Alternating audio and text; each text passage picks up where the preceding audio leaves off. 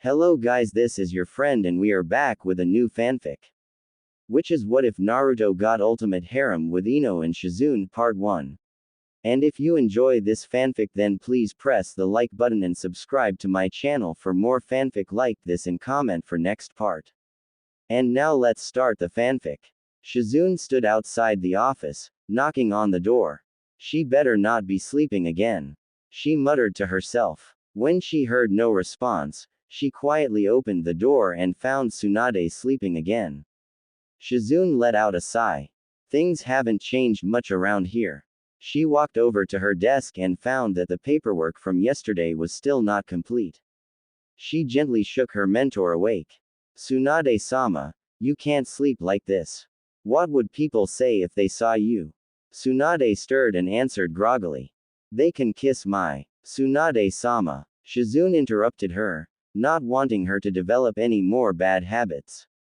It's time to wake up Tsunade-sama. Tsunade got up and stretched. She yawned and saw the pile of paperwork increasing. Is it me or is the paperwork breeding like rabbits? Shizune giggled. No, that's just from this morning. Tsunade groaned. I have half a mind to use a Kaden jutsu to make me a small bonfire. She glared straight at the paperwork. If she knew it was going to be this much work, she would have retired ages ago. Shizune quietly excused herself and went back to work, leaving Tsunade to get ready for another hectic day. Tsunade yawned and leaned back into her chair. She noticed the daily newspaper lying around on her desk.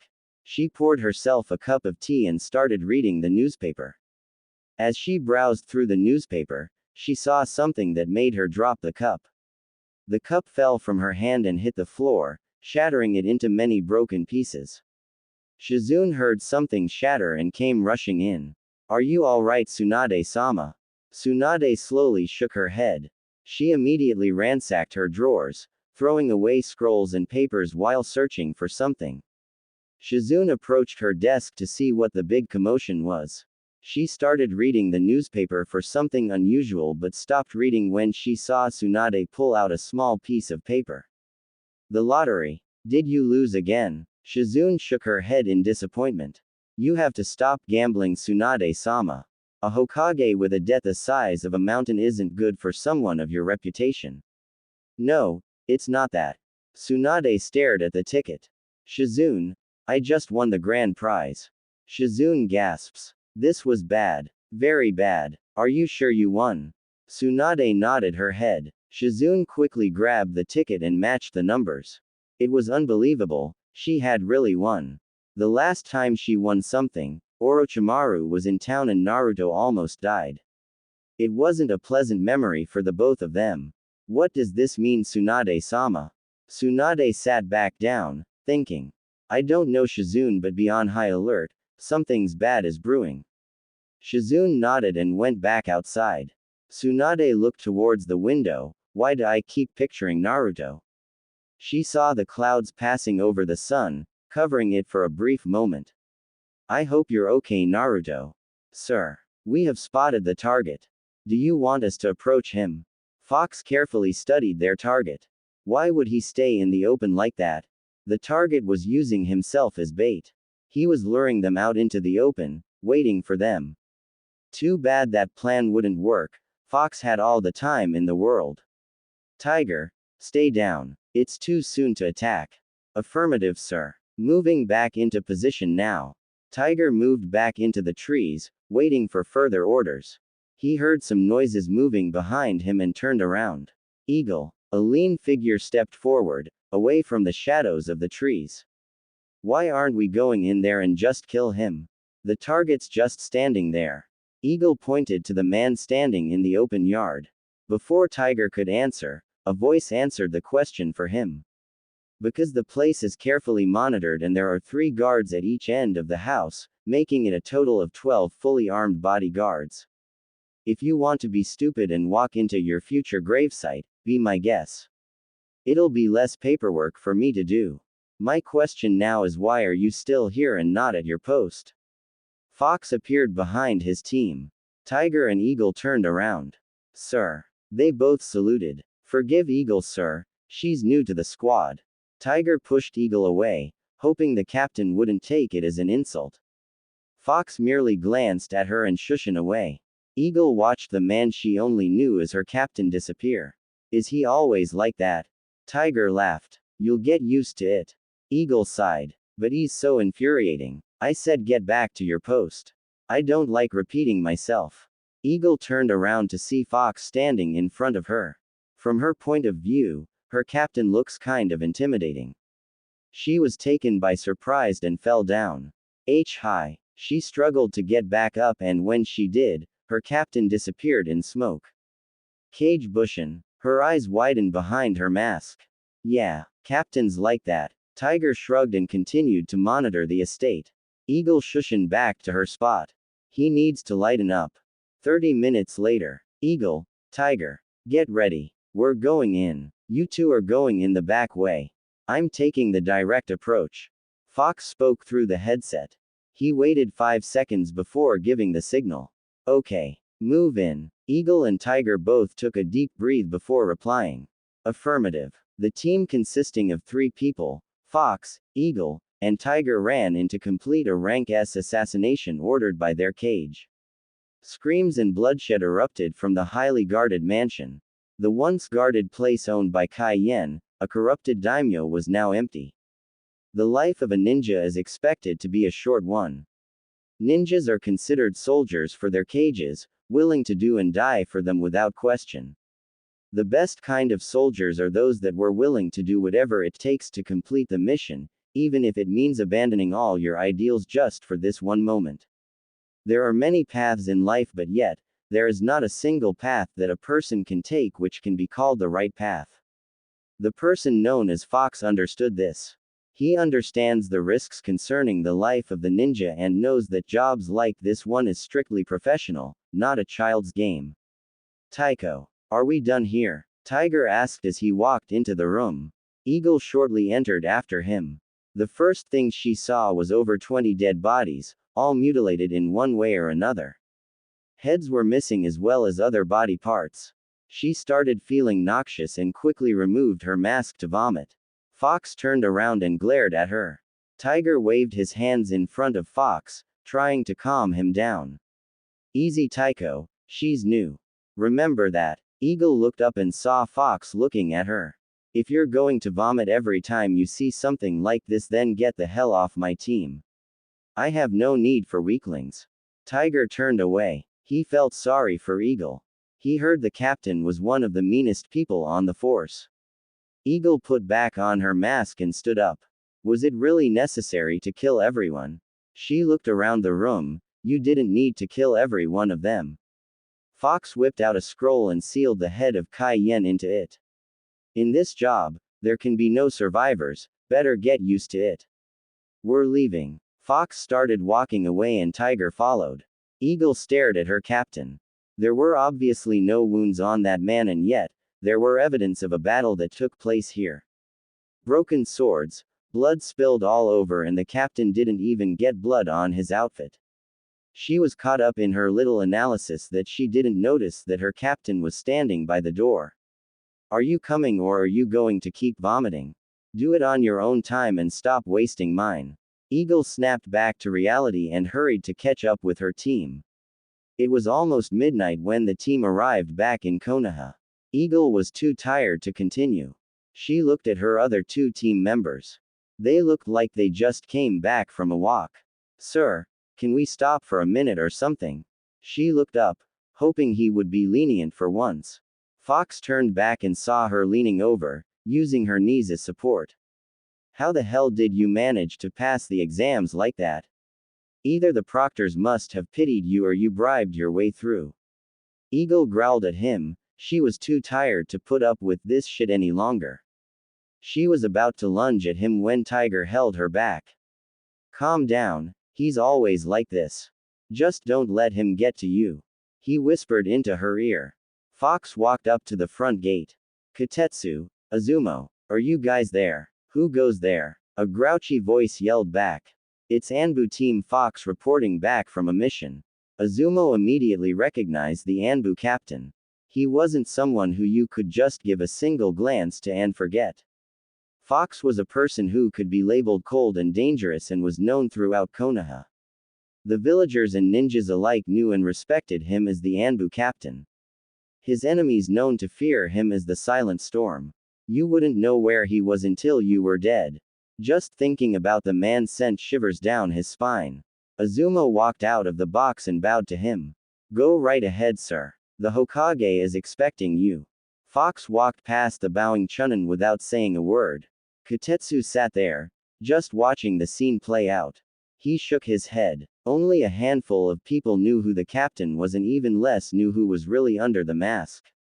There has been rumors going on that Fox is on par with Itachi of Akatsuki, who was rumored to be on par with Jiraiya of the legendary Sanins. He always got a kick out of watching Fox do his job.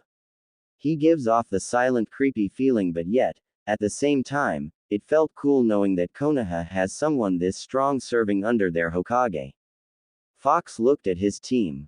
Tiger was right behind him while Eagle was slightly lagging behind. He shook his head. Both of you are dismissed. Get out of my sight. Tiger nodded and began to walk away, dragging Eagle with him. Fox shunshin out of sight, with one destination in mind. When Fox disappeared, Eagle gave him the finger. What the hell is with that guy? It's like he got a stick up his.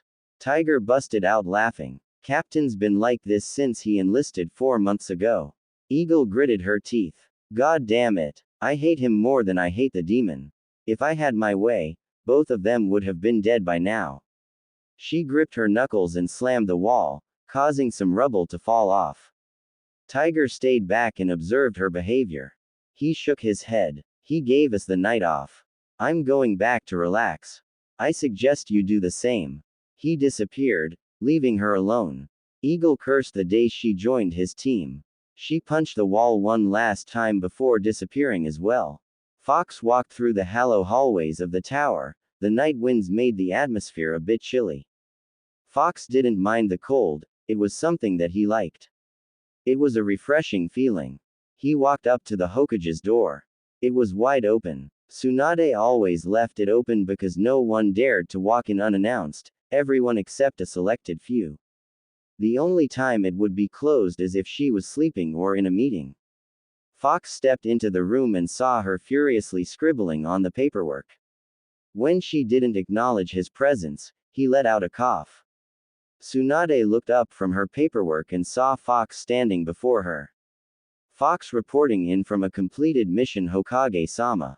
Tsunade got up from her chair and stretched.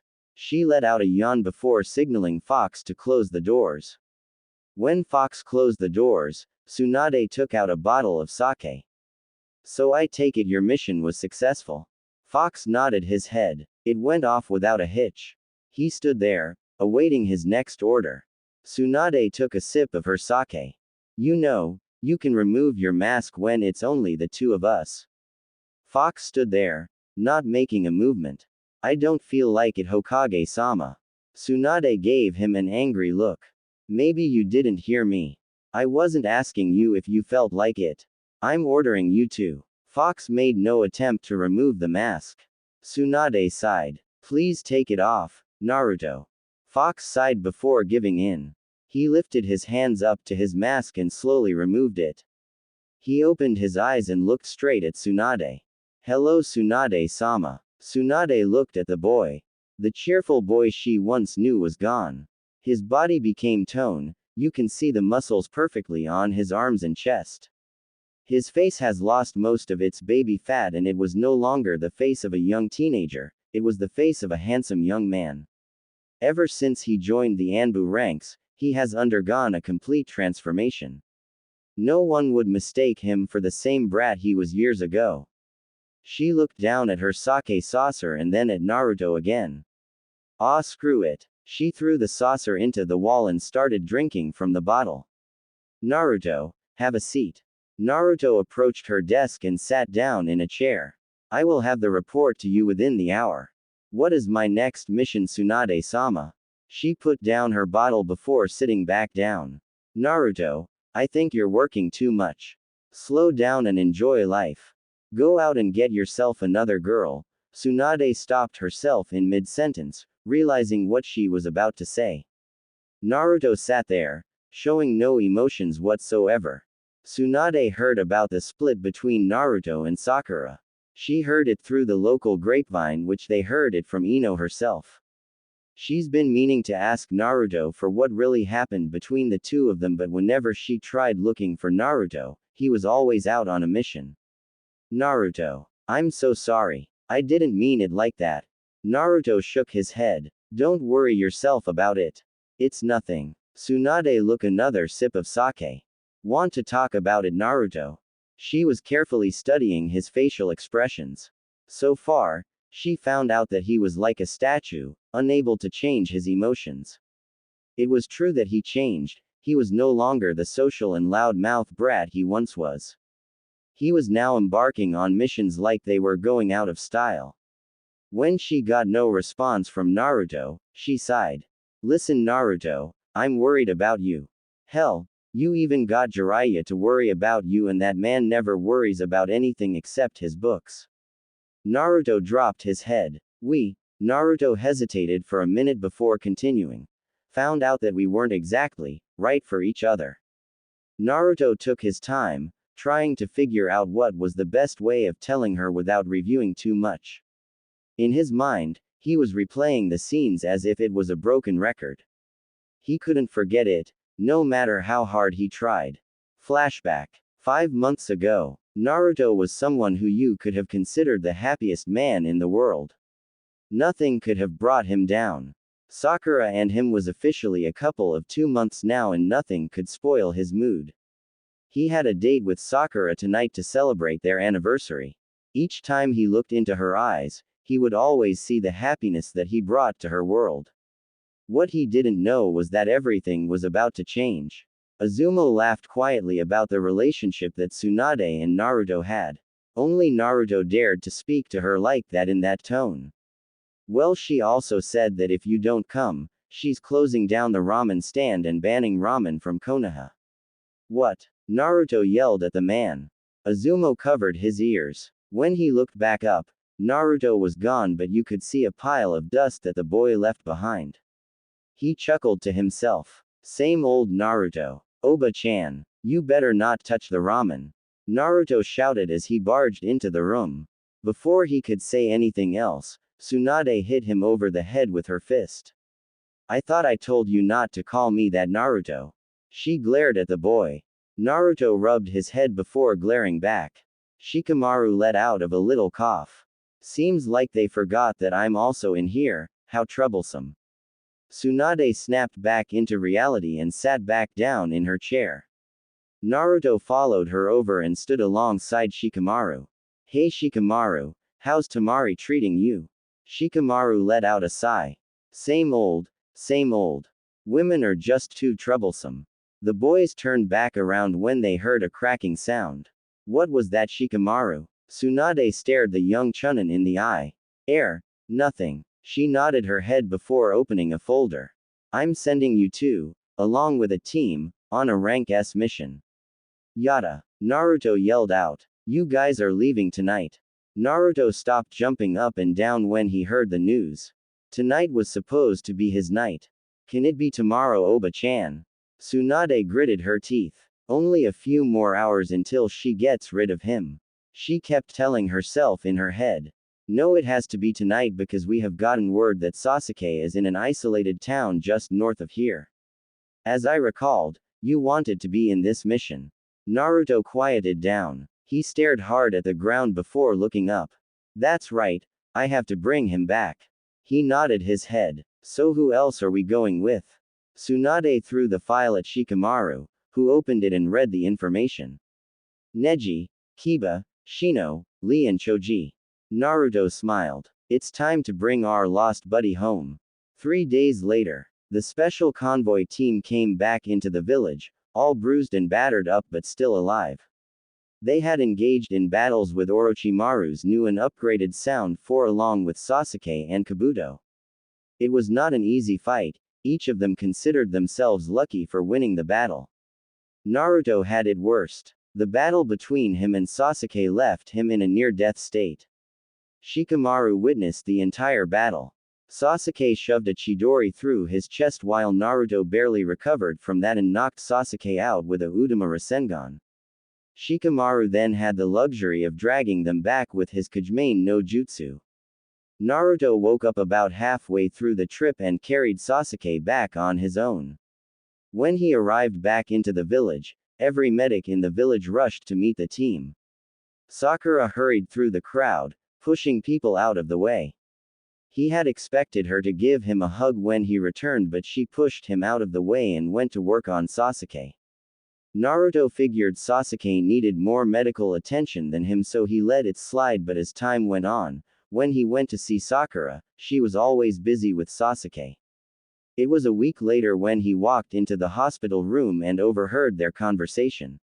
"So Sakura, would you like to have dinner with me tonight if you're not busy?" Naruto laughed in his mind.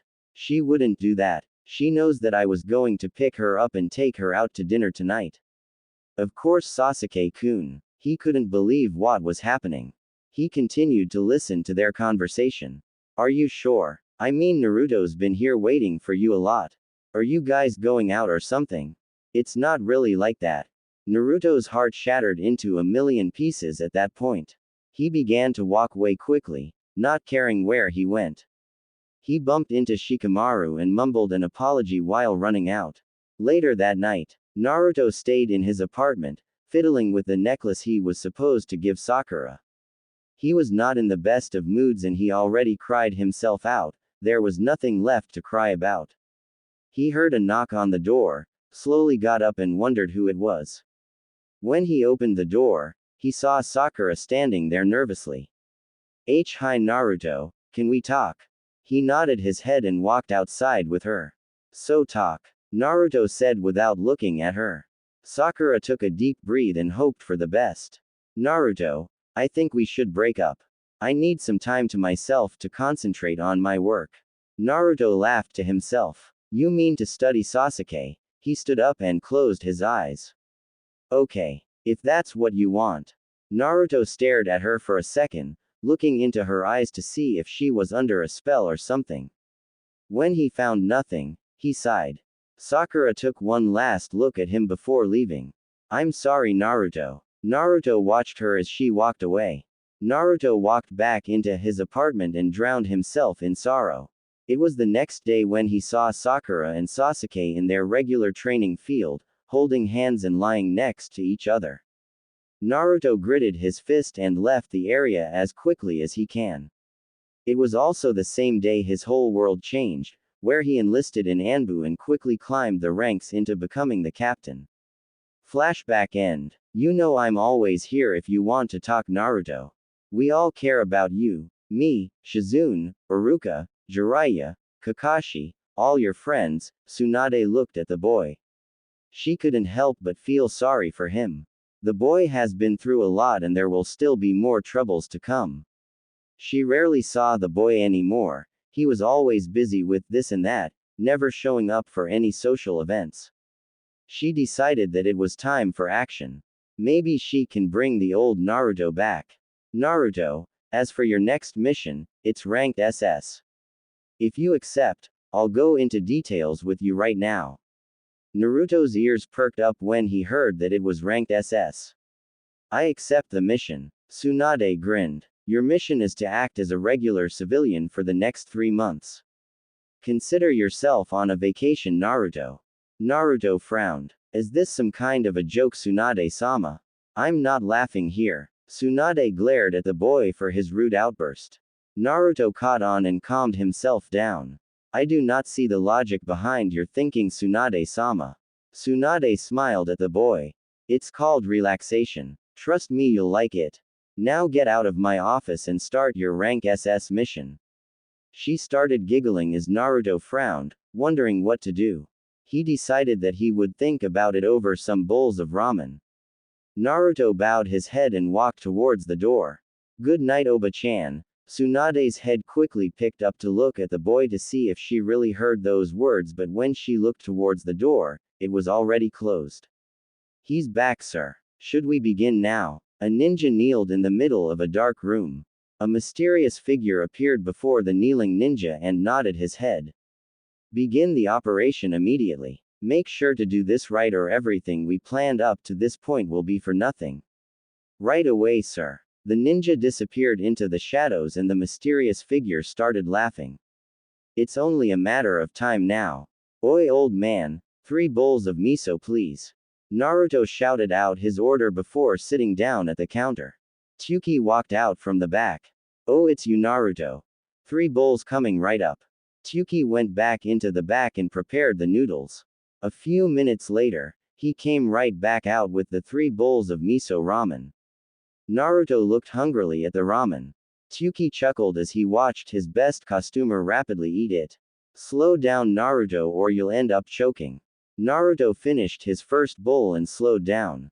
WFFSAFUME. Tsuki stared at him. It's rude to speak with your mouth full, boy. Didn't I teach you any manners? Naruto quickly swallowed the noodles before asking his question again. I'm sorry. Where is Ayame-chan? Oh, she's out on a date with some boy. Tsuki watched the boy finish off his bowl. How can this boy eat so much ramen and yet still remain thin? It was a mystery the way he ate. Do you want any more, Naruto? Naruto shook his head. I have to turn in tonight, old man.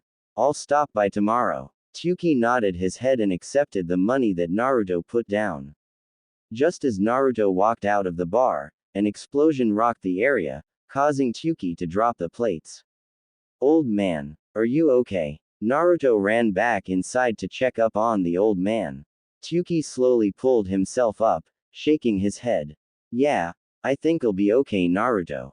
Naruto gave the old man a quick look over before nodding goodbye. When Naruto stepped back outside, he was stopped by 4 Anbu personnel, each standing there with their arms crossed. Anbu, short for Ansatsu Senjutsu Tokushu Butai, stood for the village's security task force. They are the elite of the elite, handling assassinations and high-risk missions to other countries. They are under the direct service of the Hokage. What can I do for you gentlemen at this hour of the night? The Anbu with the dog mask threw a fast punch that caught Naruto off guard. The punch sent him flying back into the counter of the ramen bar. Tsuki came to see what the commotion was about. What's going on here? Why are you beating on him? Stop right this instant. I will not allow fighting in my restaurant. Dog ignored the man and stood in front of Naruto. Naruto Uzumaki, you are under arrested for acts of terrorism against Konoha. For destroying the Konoha hospital and killing 50 people in your little act. Naruto looked up at the man, with shocked eyes. What the hell are you talking about? I was here when the explosion occurred. Yes, I can vouch for him. He was here eating ramen when it happened. Tsuki quickly defended his loyal customer, the son that he never had. Shut up, you demon lover. The Anbu with the cat mask retorted back. Naruto got up and looked at the 4 Anbu. Well, you got the wrong guy. I didn't do it, so leave me alone. Naruto pushed his way past the Anbu squad but stopped when Cat caught his arm. You are coming with us, demon, or there will be trouble. Naruto quickly reversed it and threw him away. Don't touch me. I don't like it when people touch me without permission. Naruto turned his head and saw the other Anbu getting ready to attack. Cat quickly jumped back up and tackled Naruto from behind. Tsuki stepped in when he saw Naruto getting tackled. Get off him this instant. He pushed the Anbu off Naruto and was about to help Naruto up when the person in the wolf mask punched him in the stomach, sending him to the ground. Tsuki coughed some blood out and was breathing heavily. Stay out of this fight, you demon lover. Wolf spat out venomously. As Wolf turned around, he caught a fist to the face, causing him to stagger back and to comfort his broken bloody nose.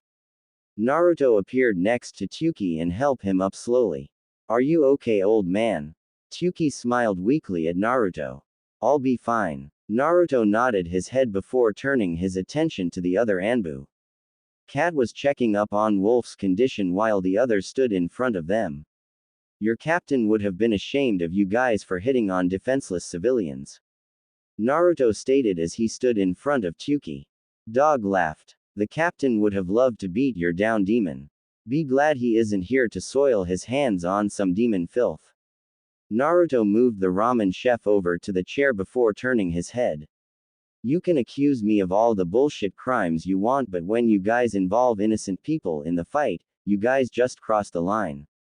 Naruto disappeared out of sight. The team of Anbu looked all around. Cat looked around, preparing to take out the demon with one blow. He heard a whisper in his ear. How the hell did you make it into Anbu? He turned around quickly to find no one there but felt someone pulling him down. He out a scream as he tried to pull himself back up. Dog saw his teammate get dragged underground. Cat. The other members ran over to the spot where their teammate vanished. Damn you demon. Come out and fight us. Wolf screamed into the air. Are you sure you guys are part of Anbu? Genins, give me a better challenge. Naruto walked out from the shadows. Don't look down on us, demon. Naruto's eyes quickly turned around to see Crow behind him. Naruto didn't know who Crow was, but he knew he was good enough if he was able to sneak up behind him. Crow quickly brought the ninjakin down on Naruto. Naruto barely jumped away in him. He looked down to see several cuts on his orange shirt. You son of a, that was my favorite shirt. Naruto went through some hand seals and took a deep breath. Kaden. Karyu Enden. A huge fire dragon appeared from Naruto's mouth and charged straight for the defenseless Anbu. Crow's eyes widened as he saw the size of that dragon. Oh shit. I'm screwed. Wolf quickly went through some hand seals to save his captain. Sweden. Suiryuden no Jutsu. Naruto turned around in time to see a water dragon coming towards him. He jumped away and saw the water dragon charging straight for his fire dragon. Both of these mighty dragons destroyed each other and produced steam that covered the area. Crow quickly formed some hand seals and took a deep breath. Futon. Datapa. He let out a breath of wind that cleared the area of steam. The team of Anbu saw Naruto just lying there on the ground, not moving. Did we get him? Dog turned his head to ask his team for their opinions, but when they all shrugged, they moved in as a team. They slowly approached the body, not sure of what to make of the scene. When they got near Naruto, the body disappeared in a puff of smoke. Blundering idiots. Your captain would have been crying if he saw this battle. They quickly turned around to see Naruto finishing up the last hand seal. Doden. Yomi Numa. The ground quickly turned into a swamp, preventing anyone from escaping. You guys aren't worthy enough to be in Anbu. Tell Cat I said hi when you guys see him. Naruto walked away as the rest of Anbu sank into the ground. Naruto quickly leapt away before the entire Anbu division came after him. He ran back to his apartment but found more Anbu there. He turned around and disappeared into a corner. Naruto walked into a narrow alleyway with a dead end. He moved himself into a corner and just sat there, wondering what was going on. What the hell is going on here? I know I didn't blow up the Konoha hospital. Many thoughts were racing through Naruto's mind. He looked up when he heard someone knocking over a garbage can. If you take one more step into this alleyway, I'll kill you in over 15 ways. He let out a small growl. He was not in a mood for more of this bullshit right now. Naruto. The voice called out. Naruto recognized that voice. Shizune-san. He saw the shadow of the figure slowly approaching him. Shizune walked towards him slowly, making sure it's the real one. It's me, Naruto. Naruto took out a kunai and held it where she can see it. How did you know I was here? Shizune saw the kunai and stopped advancing. Tsunade-sama saw your location through her crystal ball. She needs to talk to you quickly. Naruto nodded his head. As Naruto got up, Shizune noticed the bloodstain over his clothes. It's not my blood, Naruto quickly answered, before Shizune started asking too many questions. The two quickly shushed towards the Hokage tower. Naruto entered through the window while Shizune entered through the door. Tsunade heard the door open and wondered who it was. Naruto. Right behind you. She quickly turned around to see the boy leaning by the corner. She then turned right back around to see who it was by the door. She let out a sigh of relief when it was only Shizune. Thanks, Shizune. Shizune quickly closed the door and entered the room as well. Tsunade took a quick glance at Naruto. Naruto, what in the world happened to you? I was attacked by Anbu and now they're currently disposed of. Naruto said in a cold tone. Tsunade shrugged off the tone. So what happened, Naruto? She looked at him. His clothes was a mess and he looked like he'd been through hell. Naruto shrugged. I don't really know. Tsunade massaged her temples. Naruto, if you don't tell me, I can't really help you. Did you or did you not blow up the Konoha hospital? Naruto glared at her. Do you really believe that I would do something like that? Tsunade flopped down into her chair. No, but there are several key eyewitnesses that saw you entering and leaving as it exploded. The council is going to have a field day with this, Naruto.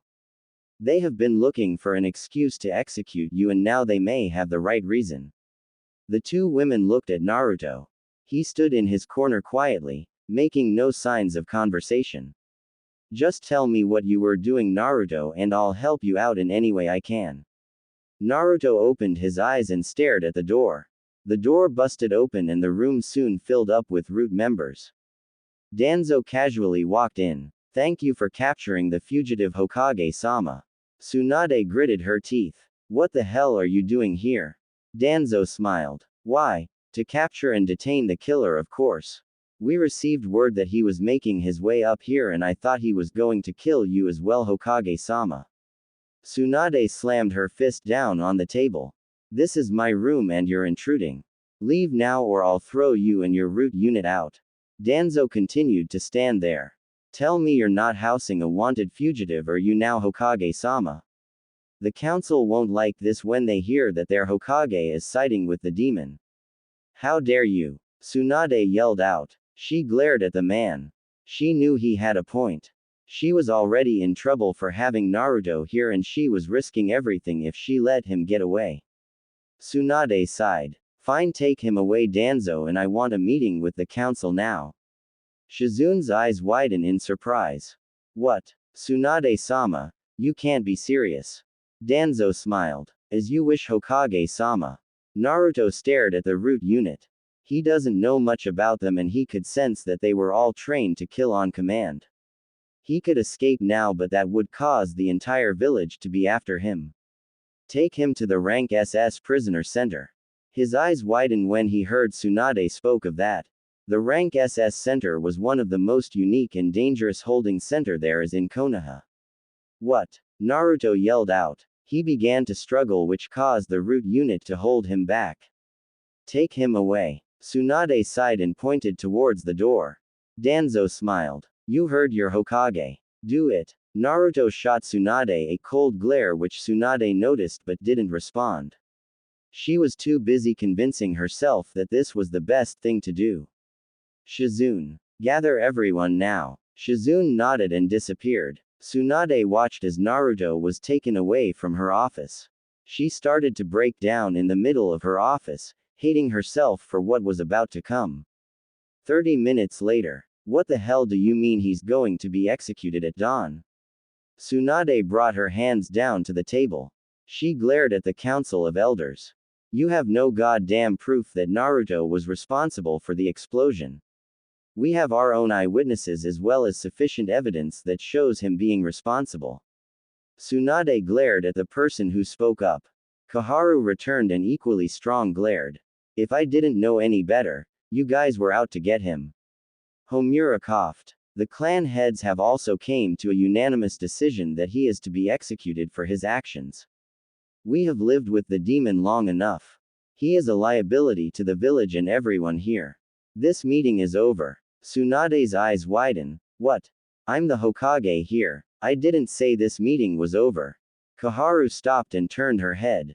You're just a political figurehead. You don't have enough power to overturn the council's decision. She closed the door on her way out, leaving Tsunade to her own thoughts. Tsunade stared at the door, wishing that she could have bashed their heads in. Oh my god, Naruto, what have I done? Get up, you dirty demon. It's time for your trial. The guard kicked the bars, awakening Naruto.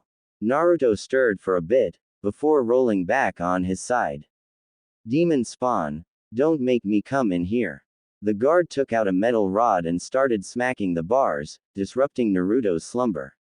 He didn't get any sleep the night before. The guard took pleasure in making his stay miserable and he didn't get any food. He was pissed off at his location. He didn't have a bed and had to make do with the cold dirty floor, a demon hater guard, and all the demon haters in the village. Go stuff your face, you insolent fly. The guard's face turned red before picking a rock off the floor and throwing it at Naruto. Naruto felt something hitting him in the head. He stood up and glared at the guard.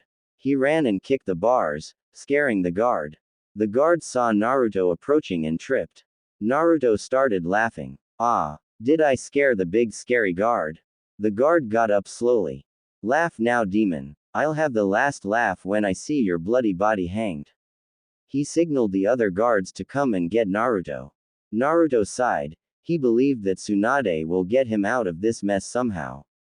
1 hour later, Naruto was blindfolded and led around. He was all tensed up, being blinded and being led around by people who wanted nothing better than to just kill you would make anyone tense up.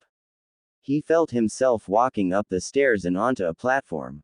He heard the whispers and hissing coming from voices which he could assume were the villagers. His blindfold then came off and he took a look around. He was surprised to see that he was on a stage set in downtown Konoha. It looked like the entire village was there for his trial. Naruto walked up to a panel of judges, consisting of Hiashi Hyuga, Homura, Koharu, Danzo and Tsunade. They looked at him with a cold glare, with the exception of Tsunade, who didn't look him in the eye. Koharu cleared her throat, signaling for silence. Naruto Uzumaki, you are here today because of your crimes against Konoha. You have ridiculed the village with your pranks since your genin days and now you have taken it to the next level. You have blown up the Konoha hospital, killing the patients inside. Have you no shame? The crowd started booing him and throwing fruits and tomatoes at him. Koharu again signaled the crowd to quiet down but was pleased with the crowd's reaction. I didn't blow it up. Naruto yelled back. I wasn't even near that goddamn hospital. Hiashi stood up. Enough. Let us continue with the trial. Naruto Uzumaki, you are accused of the destruction of Konoha Hospital and the deaths of patients. How do you plead? Naruto gritted his teeth. This was ridiculous. I plead not guilty. He would have to play their game for now. He looked at his surroundings.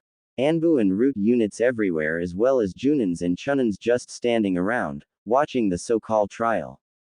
Hiashi stood there. If he was slowly judging the boy. Can you call your first witness to the stand? Gladly. Naruto retorted. As the trial continued, Tsunade sighed in her seat. There was no way for Naruto to win this trial. Everyone is set to see the demon dead. Why aren't you doing anything, Tsunade-hime? Tsunade recognized that voice. It was a distinct yet familiar and comforting voice. Jiraiya, things aren't look great for Naruto. Jiraiya looked at the boy. Yeah, I know. Why the hell aren't you doing something? Tsunade sighed. They have me at a cliff, Jiraiya. I can't do anything or I'll be considered a traitor as well. Like Naruto would have given a damn. Jiraiya shot back. He was disgusted with the way things were being ran. This wasn't a trial, it was an excuse to publicly humiliate the demon. There was no hope for Naruto. He was up against 4 of the most ignorant people ever to walk this planet. He silently stood next to Tsunade to watch the trial. Even him, the great hermit, can't do much to help Naruto. The kid will have to use every trick known to man to pull off this last stunt or else it will really be his last. I call Tsuki, the ramen chef from the Ichiraku ramen bar. He was there when the explosion occurred. Tsuki approached the platform and stood in front of the judges. Hiashi cleared his throat. So Tsuki, how long have you known the Dem-Air boy? Hiashi corrected himself and waited for the answer. Tsuki took his time answering. I known him all of my life, sir. Hiashi stood up and looked at Tsuki as if he was trying to get something out from the man. Then you know who he is. Of course, he's my best customer. He even protected me from the Anbu when they came to get him.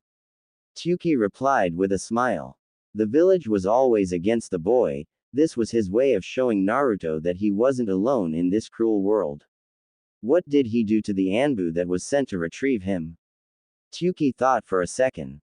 Well, first, they asked him to come for a crime he didn't commit, but he refused, and they started calling him a demon, and then they attacked him when he didn't comply with their orders.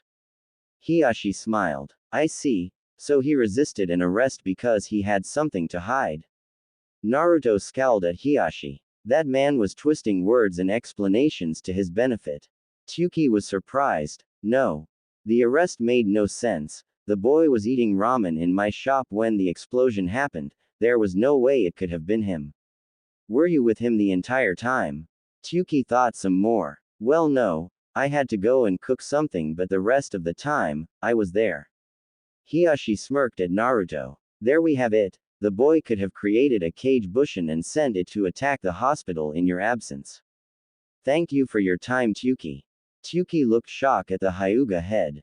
He was about to say something but stopped when he was escorted off the platform.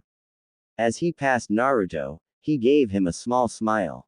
I'm sorry, Naruto. Naruto shook his head. It's okay, old man. Thank you for being here. Tyuki walked off the stage. Naruto turned his attention back at Hiashi. You conniving bastard. How dare you twist the story around? Naruto started to leak out some killing intent. You're in my house now, Uzumaki. I call forth Danzo to the spotlight. Naruto glared at the man who took his time walking onto the stage. I'm told that you have evidence to show that Naruto was the one responsible for this. Danzo nodded his head and proceeded to call his eyewitness. Danzo cleared his throat before facing Naruto.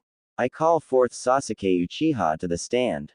Naruto's eyes widened as he heard the name. Sasuke was the last person he would have thought to be on the stage. Sasuke walked up to Danzo and Hiashi. Sasuke Uchiha, where were you on the night when the hospital exploded? Sasuke took a deep breath before answering. I was walking home with Sakura when it happened. We were a block away from the hospital when we saw a window shatter and someone jumped out. I immediately activated my Sharingan and recognized the man. Naruto stared at Sasuke. He couldn't believe that Sasuke was turning against him. Who was this man, Sasuke? Sasuke took another deep breath and pointed at Naruto. It was him, sir. He was wearing the same outfit that he is wearing now. What? Naruto shouted. Stop this bullshit. You know it wasn't me, Sasuke. Naruto shrugged off his guards and walked up to Sasuke. If this is some joke, Sasuke, I'm not laughing. Playing with people's lives is sick. Naruto stood in front of Sasuke's face and held him up by the collar. The crowd started screaming. You know it wasn't me, you bastard. Hiashi immediately took action. Someone contain him now. Naruto was pulled back by 5 Anbu. The crowd started chanting death to the demon. Hiashi raised his hand to silence them once more. How can you be sure it was Naruto, Sasuke? Naruto is a master of the Kage Bushin and used it most effectively against me when he was fighting to take me back to Konoha. Naruto stared in disbelief at the last Uchiha. What did he do with the Kage Bushin, Sasuke, during your fight? Sasuke gripped his knuckles tightly. He made a Rasengan with a clone to distract me while the real one snuck behind me and hit me on the stomach with a Rasengan. The crowd gasps. Naruto stared at him in disbelief. What the hell, Sasuke? Why? Silence, demon. You have done enough damage. Hiashi glared at Naruto and had more guards to restrain him. Get your hands off me. Naruto tried to remove the guards off him but failed. Hiashi turned his attention to several Anbu standing next to Naruto. Get your captain here now. We might need him for security purposes. I'm afraid we don't need to. Danzo interrupted Hiashi. Tsunade gasped at Danzo. He knows. That bastard knows. Danzo smiled innocently towards Tsunade before smirking at Naruto. Your Anbu captain is right here. Danzo pointed his cane towards him. Everyone looked around, trying to see if he was really here or not. Naruto Uzumaki, otherwise known as the Silent Storm, or better yet, our Anbu captain. Everyone stared at Naruto. Everyone was in shock. Their demon was the one in charge of the entire village's security and defense. Isn't that right, Tsunade-sama? Danzo smiled at Tsunade. Tsunade gritted her teeth and nodded. She had no other choice right now, the spotlight was on her. That demon is our captain. A fellow Anbu shouted from the crowd. Danzo nodded. He has been watching you all, monitoring your every movement, waiting for the perfect moment to strike. Naruto growled. He was already hating the man. There was nothing else to hate about him. He stared straight at the tiny man. When I get out of here, Danzo, mark my words, I'm going to make you regret the day you ever took your first breath of air. Naruto tried to break away but failed when more Anbu jumped onto the platform and restrained him. See the threat he just made. It shows that he is no longer stable to be your protector, your so-called Anbu captain. The crowd started yelling and spitting at Naruto. Tsunade saw enough of this. Stop this now, she shouted. We all have secrets. Naruto's secret is something more. Danzo interrupted her. I say it's time we abandon the third silly law. We have nothing to hide anymore. What do you judges say? Most of them nodded their head, which left Tsunade speechless. Stop. The third may be dead, but we do not disobey a man's last wish. Have you no honor? Jiraiya appeared in front of Danzo, staring him down, daring him to continue. The Anbu holding Naruto back tensed up as Jiraiya turned his attention to them. Release my apprentice now or you'll go through me. The Anbu reluctantly released Naruto. Thanks, Arrow Sennin. Naruto dusted himself off. Danzo frowned at the turn of events. What can I do for you, Jiraiya-sama? Jiraiya stared at the man. This man was so despicable on so many levels. That law is not to be broken. It is meant to be kept with our generation and is to die with our generation. Why don't we just ask the crowd that? The crowd started shouting and yelling, which caused Danzo to smile. Looks like you just gotten your answer. He turned around and faced the crowd. We, the judges of this trial, have finalized our answer.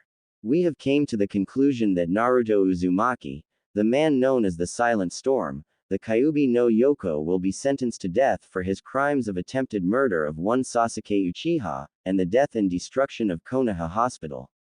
The crowd started cheering. Silence. This trial isn't over. Are there anyone who's willing to testify on Naruto's behalf? Jiraiya yelled over to the crowd. Everyone quieted down once again. He waited for someone to speak up. Come on. Aren't you his friends? Jiraiya growled. This was unbelievable. No one stepped forward to help. Naruto was scanning the crowd looking for his friends. He saw them spread out.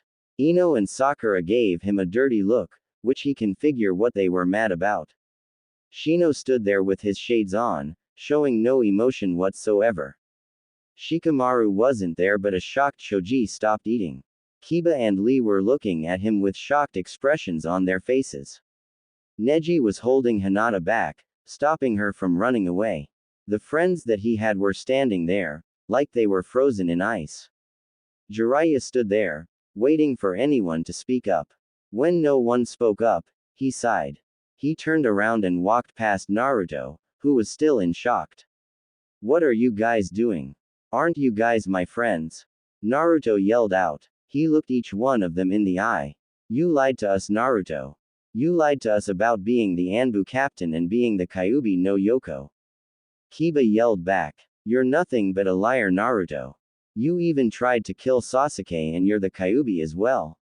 I thought I could trust you, but now. Sakura yelled out. He stared at them a straight face, deprived of all emotions. I thought you guys were my friends. He started shaking his head. I must have been living in a dream all this time. Go to hell, demon. He looked to his right, to see a familiar face. It was Eagle trying to lunge forward but Tiger holding her back. I knew you were a bloody demon when you slaughtered all those people. The crowd started chanting, death to the demon. Naruto started to back away, fearing for the worst. Tsunade walked up to him and placed an hand on his shoulder. She faced the crowd. The trial is over. She took a deep breath before continuing. The council's decision is. Naruto stood there with his eyes closed. If Tsunade was going to do something, it better be now. Death. Naruto opened his eyes in shock. Death. The word echoed through his mind. He looked at the person who he could have called an older sister or a motherly figure. She started walking away but took a quick look at Naruto, who was quickly surrounded with Anbu. What? Tsunade-sama. He glared straight at her with his icy blue eyes. She quickly walked back to her seat and sat down. Naruto looked around, surrounded by the very team that he was in charge of. Looks like we'll have a new captain soon. Ferret said mockingly. The others just laughed. Naruto growled. You're nothing but maggots compared to me. You guys don't even deserve the title of Anbu.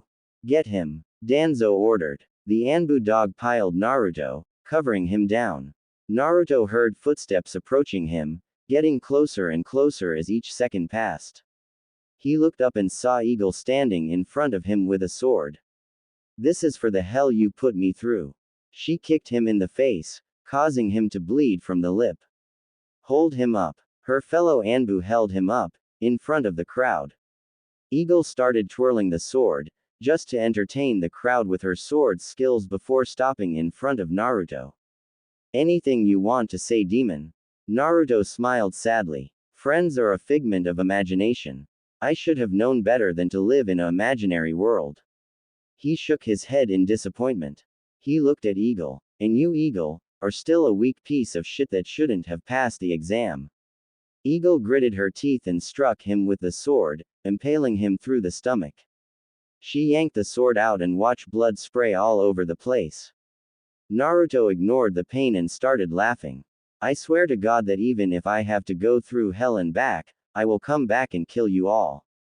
He glared straight at the crowd before turning his head to the judges.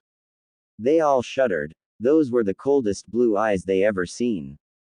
Die, demon. As Eagle brought the sword down to strike his head, Naruto unleashed everything. He released the power that he was holding back, the power of Kyuubi in himself, the power of one. Red chakra bombarded the area, blowing everyone away. His wounds started healing at a rapid rate. He walked up to the judges. You wanted to see a real demon. Well, you got one right in front of you.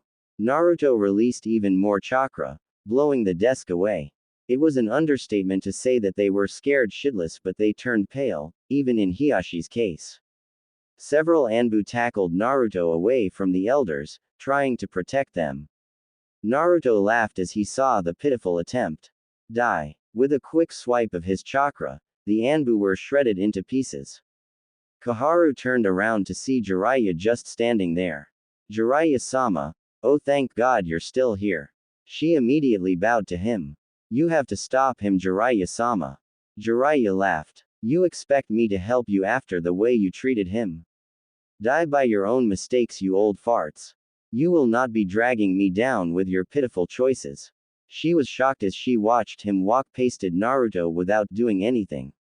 Naruto turned his attention to the judges, approaching them slowly. The chakra blowing everything away. Before he took another step, he was hit with a Gatsuga. Naruto gritted his teeth, ignoring the pain. Kiba. As Naruto staggered back, he heard a familiar voice. You are within the range of my divination. Naruto turned around, only to find Neji in his stance. Hake Hyaku Nuhachi Sho. As Neji attempted to strike, Naruto smirked. He caught Neji's wrist and kneed him in the stomach. Is this demon enough for you? He flipped Neji over and threw him towards Hiyashi. Naruto flipped through some hand seals with ease and whispered. Futon. Daitapa, winds of great magnitude blew everything and everyone away. Naruto walked past Tsunade and looked at her for a split second before running away.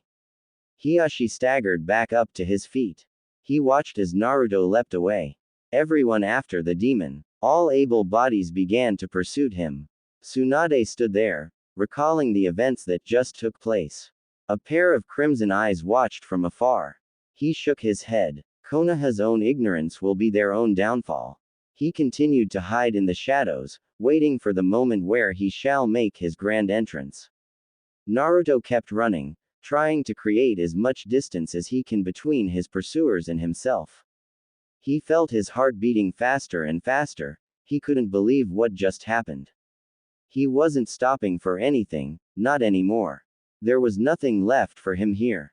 The only thing he had left in this village was his execution date, and he was sure as hell that it was one date he will not be keeping. Naruto looked over his shoulders while he was running away. He could make out maybe 5 or 6 ninjas currently hot on his trail. He frowned. He had done those fools a favor by running away and not killing their remaining ninjas, but yet they still send them to chase after him. The council must be stupid for sending these young ninjas to their deaths. His battle did not concern these ninjas. It was with the people who sentenced him to death that he had an issue with. Them and only them. Naruto increased his chakra output, causing him to gain a burst of speed, leaving his pursuers in his dust. Naruto leapt from a tree branch, easily clearing 3 buildings and landing on a wide open rooftop before disappearing. As the ninjas reached the point where Naruto disappeared, they looked around, trying to figure out what just happened. Kiba-san, where did he go? Kiba stuck his nose up into the air and sniffed, trying to find the right scent. He let out a low growl. He wasn't known as Konoha's best tracker for nothing. He once caught the scent of a missing ninja that was 100 feet away. If he could do that, why couldn't he smell Naruto's scent? It should be easy for someone like him. Split up. He's covering his scent somehow. Kiba barked out several orders, sending the men to search the 4 corners of the village. Kiba smirked. Let's see if you can hide now, you coward. He stood on the rooftop, surveying the surrounding area for any changes. A gust of wind blew towards Kiba, causing him to shiver against the cold breeze. Why do you resent me, Kiba? A hollow voice whispered into the wind, causing Kiba to turn around. To his surprise, he found no one there. His eyes told him no one was there, but his instinct was screaming danger. He turned back around and met face to face with an old friend. What did I ever do to you? Kiba stepped back, surprised by the sudden appearance of the ex-captain. Nah, Naruto. This was the man who was known as the Anbu captain, the man who the other villages marked as the Silent Storm. Did I ever hurt you? Naruto stepped forward, trying to find some answers.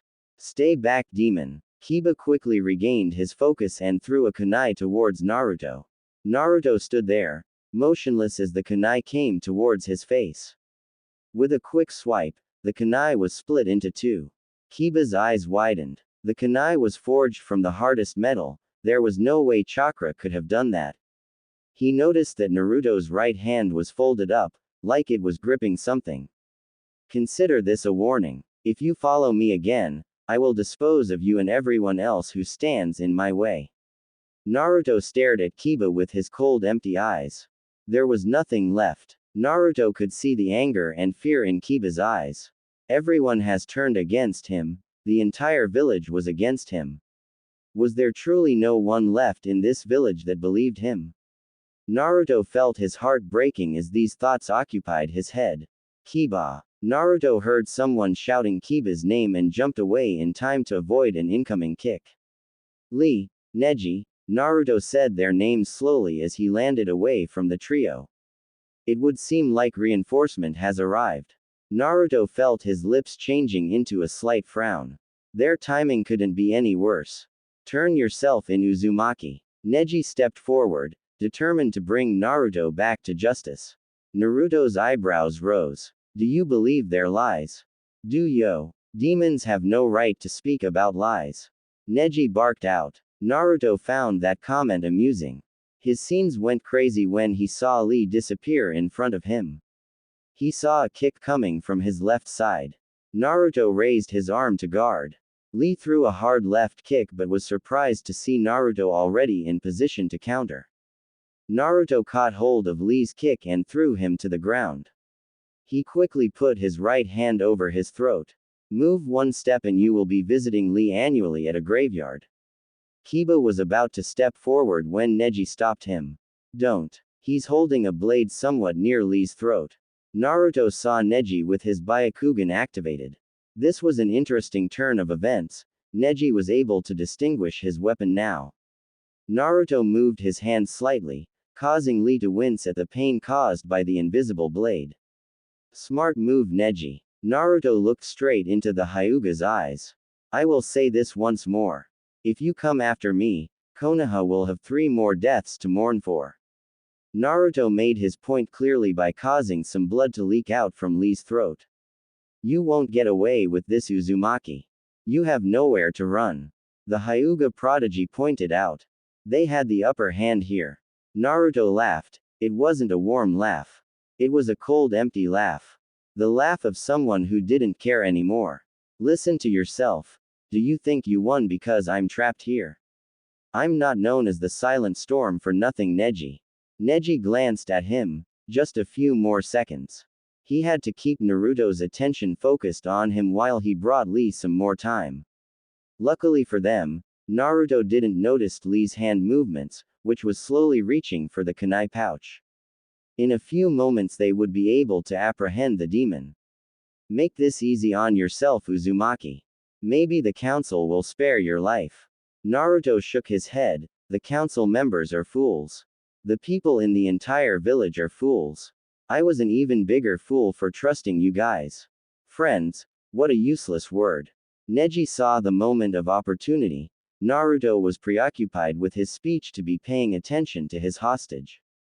Big mistake. Now Lee. Lee quickly knocked away Naruto's right hand and with lightning-fast motion, he quickly rammed the kunai into Naruto's chest, just barely missing the heart. Lee pushed the kunai in, making sure it was going in. Naruto staggered back, taken by surprise from Lee's actions. Lee stood up, wiping the blood off from his throat. You lose, Naruto. I'm sorry, but this is for the greater good of the village. He stood there alongside Kiba and Neji, who just looked on. Naruto clutched his wounds, with a shocked expression on his face. Neji stepped forward. It didn't have to be this way, Uzumaki. Naruto staggered forward, swaying from side to side. He finally collapsed to the floor, just in front of Neji's feet. The group slowly approached the body, making sure it wasn't a trap. As soon as Neji's hand approached the body, a hand suddenly jerked up and grabbed his wrist. Neji was taken by surprise. He tried to shake it loose but found the grip unbreakable. What the hell? Neji performed a simple karate chop on Naruto's hand, but the man did not let go. What's the matter? Stuck. The head turned, revealing a smirking Naruto. Everyone's eyes widened, shocked to see the man still able to move. By the way, Naruto says, boom. Neji's eyes widened as he saw the Naruto in front of him building up chakra. Run! He shouted out an evacuation order to his teammates, but it was already too late. The Naruto that was holding onto Neji's wrist exploded, causing a major explosion that rocked the area, causing damage all over the village. In a different part of the village, Naruto received the updated information from his clone. It seemed like they played right into his hands, those fools. If they only had taken his warning, maybe they would have lived. Naruto looked behind him. This was the last place they would expect him to be. Naruto took a step into a grassy area, a place where legends were built on. Legends that shape their daily lives, events that defy explanation. Individuals here whose lives soar up to the heavens or fall to the earth. This is the place where legends are born. He stepped up to a familiar stone, a place where he spent the last 5 months visiting when his nightmares became unbearable, his one place where his soul was finally at peace. He touched the stone and sighed. Hello, Iruka-sensei. Sakura and her medic team immediately rushed to the area where the large explosion just occurred. When she got there, the sight before her shattered her imagination. This was something that defied all reasoning. Whatever happened here was unbelievable. Instead of the usual block of apartment buildings and stores, it was now a big crater, filled with nothing but rocks and overturned dirt. Ino raised her hand to cover her mouth, unable to believe the events that happened here. Oh my god, Sakura, her best friend called out, snapping Sakura back to reality. Sakura quickly got her act together. Every minute meant losing lives. Everyone quickly search the area and find me some survivors. Now, the entire medic team spread out, searching for whatever survivors that may still be here. Ino walked up to Sakura, still shocked from the events. Dear Lord Sakura, what do you think happened here? Sakura shook her head, praying that there were still some survivors alive under the mess. I only have a couple of guesses. It's been a while, Aruka-sensei, Naruto's voice showing some emotion. I'm sorry that I haven't visited in a while. He touched the spot where Aruka's name was engraved onto. Things have been a bit hectic around here. Naruto chuckled to himself. Things weren't even hectic. Hectic was just a nice way of putting it. Things were thrown upside down and then rearranged beyond recognition. It was just a disaster. Maybe if you were here, things could have been different. Just maybe if I were a little stronger, you would have been alive. Maybe if. Naruto's voice started to crack, tears starting to form in his eyes. Maybe if it was me, then this village would have been better off. He fell down to his knees, letting his tears hit the soft earth, the place where he considered his home for the last 20 years. His mind drifted back to the man who he considered family, his older brother. He remembered the day like it was yesterday, the day when his older brother died.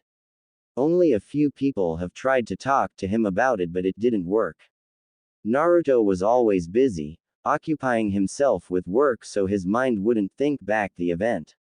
It was hard, but he always managed to get through life.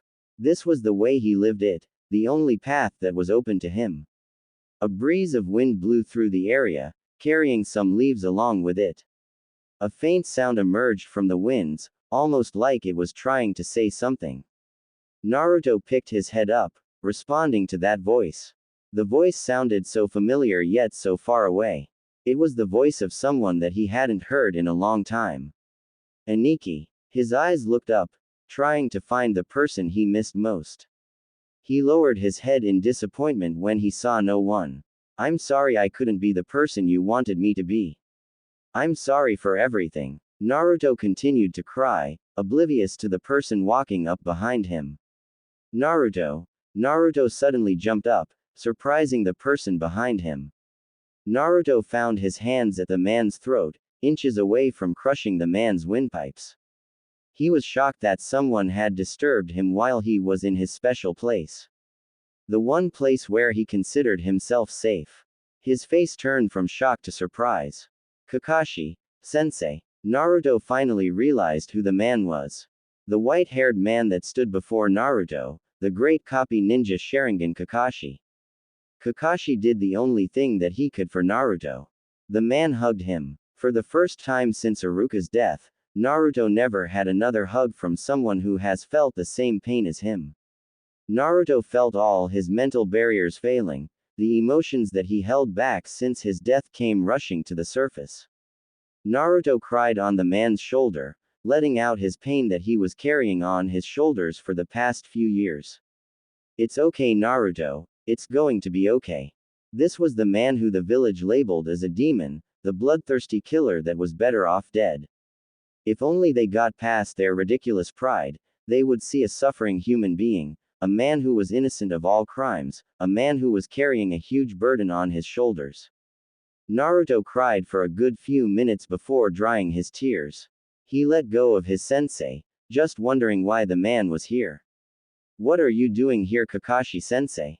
Naruto felt something inside him, a feeling that he hasn't felt for a long time, the bond between student and teacher. He felt himself transported back to his genin days, when they were only student and teacher, not a demon that was being hunted down by the village's ninja. Are you here to kill me? Naruto stood there, waiting for the man's answer. No, this place does not need any more bloodshed. This is a place for the fallen, not a place for blood. Besides, I always come here to speak to Obito as well. Naruto lowered his head, feeling at ease for the moment. The two stood there for a moment, enjoying the silence. Kakashi caught scent of something in the air. It was the scent of metal. Naruto, you should get out of here. Ninjas are coming. Naruto nodded his head. He looked at the hero's memorial stone one last time. This is goodbye forever, Iruka Nichin. Naruto turned around, disappearing into the wind. Kakashi smiled under his mask. If the events turned out differently, that boy would have become the best Hokage this village ever had. Kakashi-san. A loud voice knocked Kakashi out of his own thoughts. Kakashi turned around, wondering who else could be here. When he turned around, he saw a group of chunins with their kunais out. Did the demon come over here? Kakashi sighed before walking over to them. So they sent chunins as well. The leader of the pack, a big chunin, nodded. The chunins quickly scanned the area for any signs of Naruto. They have also sent out several Anbu units as well. All able ninjas are to regroup and gather by the front gate. So did the demon come this way? Kakashi tilted his head, his eyes showing some amusement. With a quick left hand, the big chunin went down. Aware of what just happened, the remaining chunins backed away. What are you doing, Kakashi-san? Kakashi blurred out of sight and proceeded to knock out the rest of the team. I can't allow you guys to do this. I'm sorry. The medic team had been digging for the past 10 minutes, trying to uncover something. So far, it was just rubble after rubble. Sakura-san, I found something. Sakura quickly moved towards the man, hoping that he had found something useful. As a field medic, you have to be prepared for everything that was to come, but this was one thing that Sakura wasn't prepared for. When she got there, her eyes widened, her hands quickly covering her mouth, unable to speak. Ino saw Sakura's shocked look. She walked over there to see what happened. Saku, Ino went into shock as well, unable to believe that this was happening. The medic team uncovered the body of a well-known ninja, a very familiar one. Kiba. Ino and Sakura both shouted. Kiba was no longer the man he once was. He had burns all over his body and his body was badly bruised. If it wasn't for his armor, he would have probably been in worse condition. Sakura quickly searched for a pulse. Come on, Kiba. Don't die on me here. She found a pulse, but it was low, very low.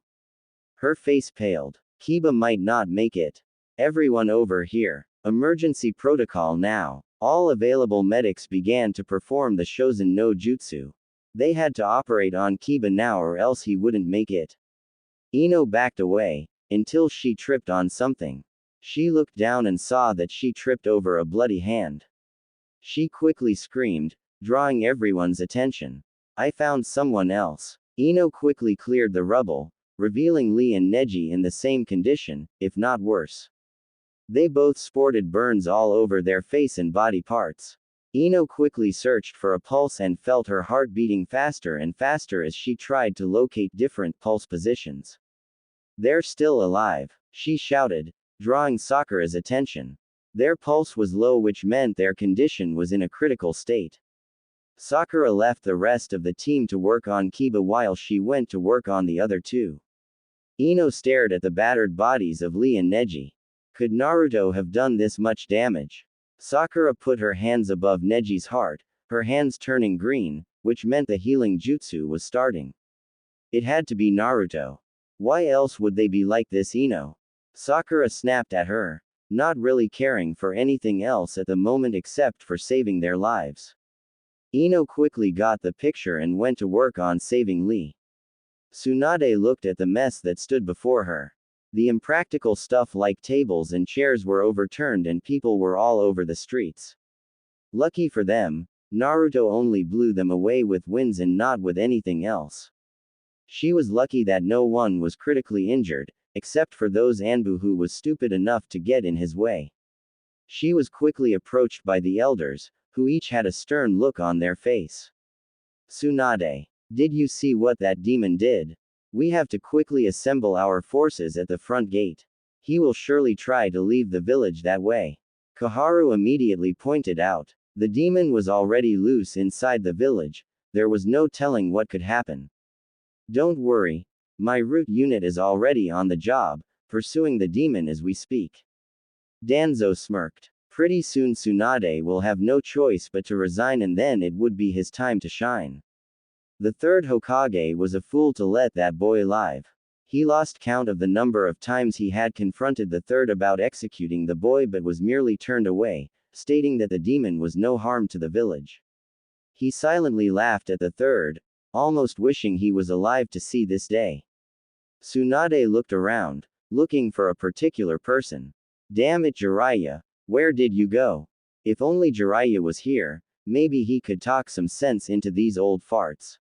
She continued to look around, no sign of her old teammate anywhere. Tsunade, we're ordering all our forces to stand guard in front of the village gate. Homura spoke up, catching Tsunade's attention.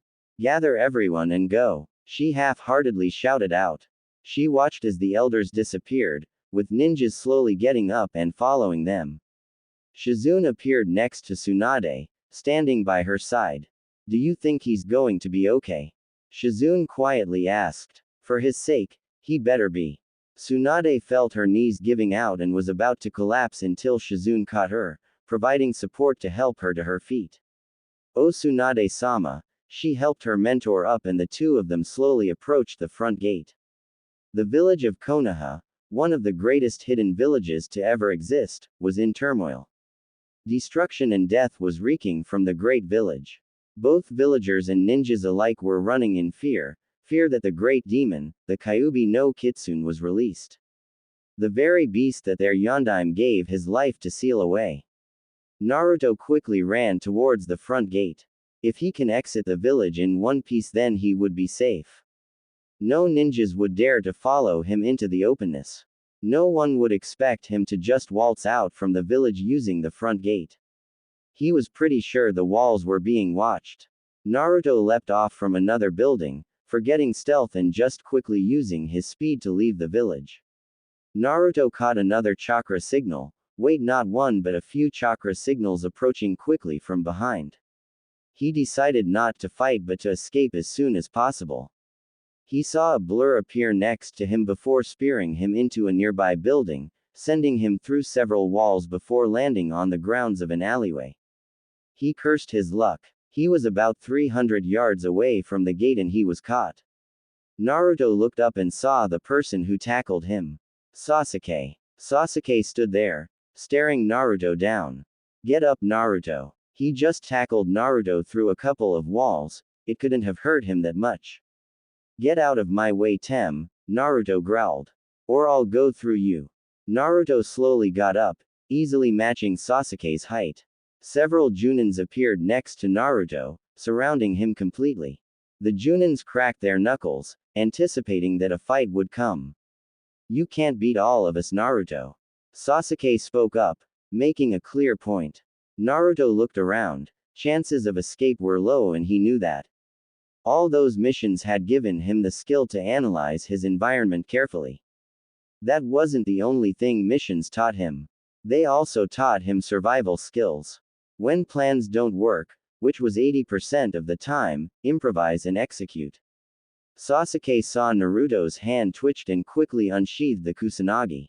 He disappeared and reappeared next to Naruto's right side, trying to catch him off guard.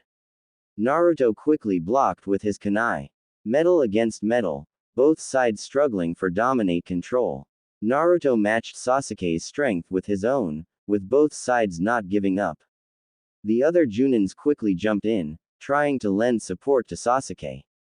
Several Junins proceed to make some hand seals before performing their jutsus.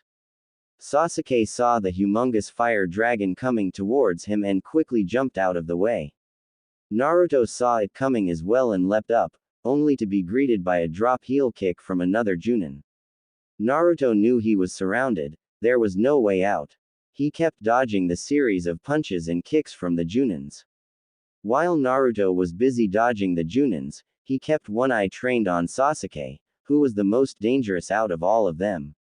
Sasuke continually went in and out with a series of punches, trying to throw off Naruto's rhythm. He couldn't keep this up much longer. Naruto found himself backed into a corner, with no chance of running. It's over for you now, Naruto. He saw Sasuke above him, coming straight down with the Kusanagi aiming for a vertical slash. Naruto gritted his teeth, there wasn't much to do, his options were limited to just a few now. Sasuke quickly came down on Naruto but was surprised when he saw Naruto blocked his attack. Sasuke's narrowed his eyes when he saw Naruto intercepting the attack with his own hands. Always so pathetic, Sasuke Tem. Naruto quick yanked the sword towards him and mustered all the strength he had left and punched Sasuke in the jaw, sending him to the ground.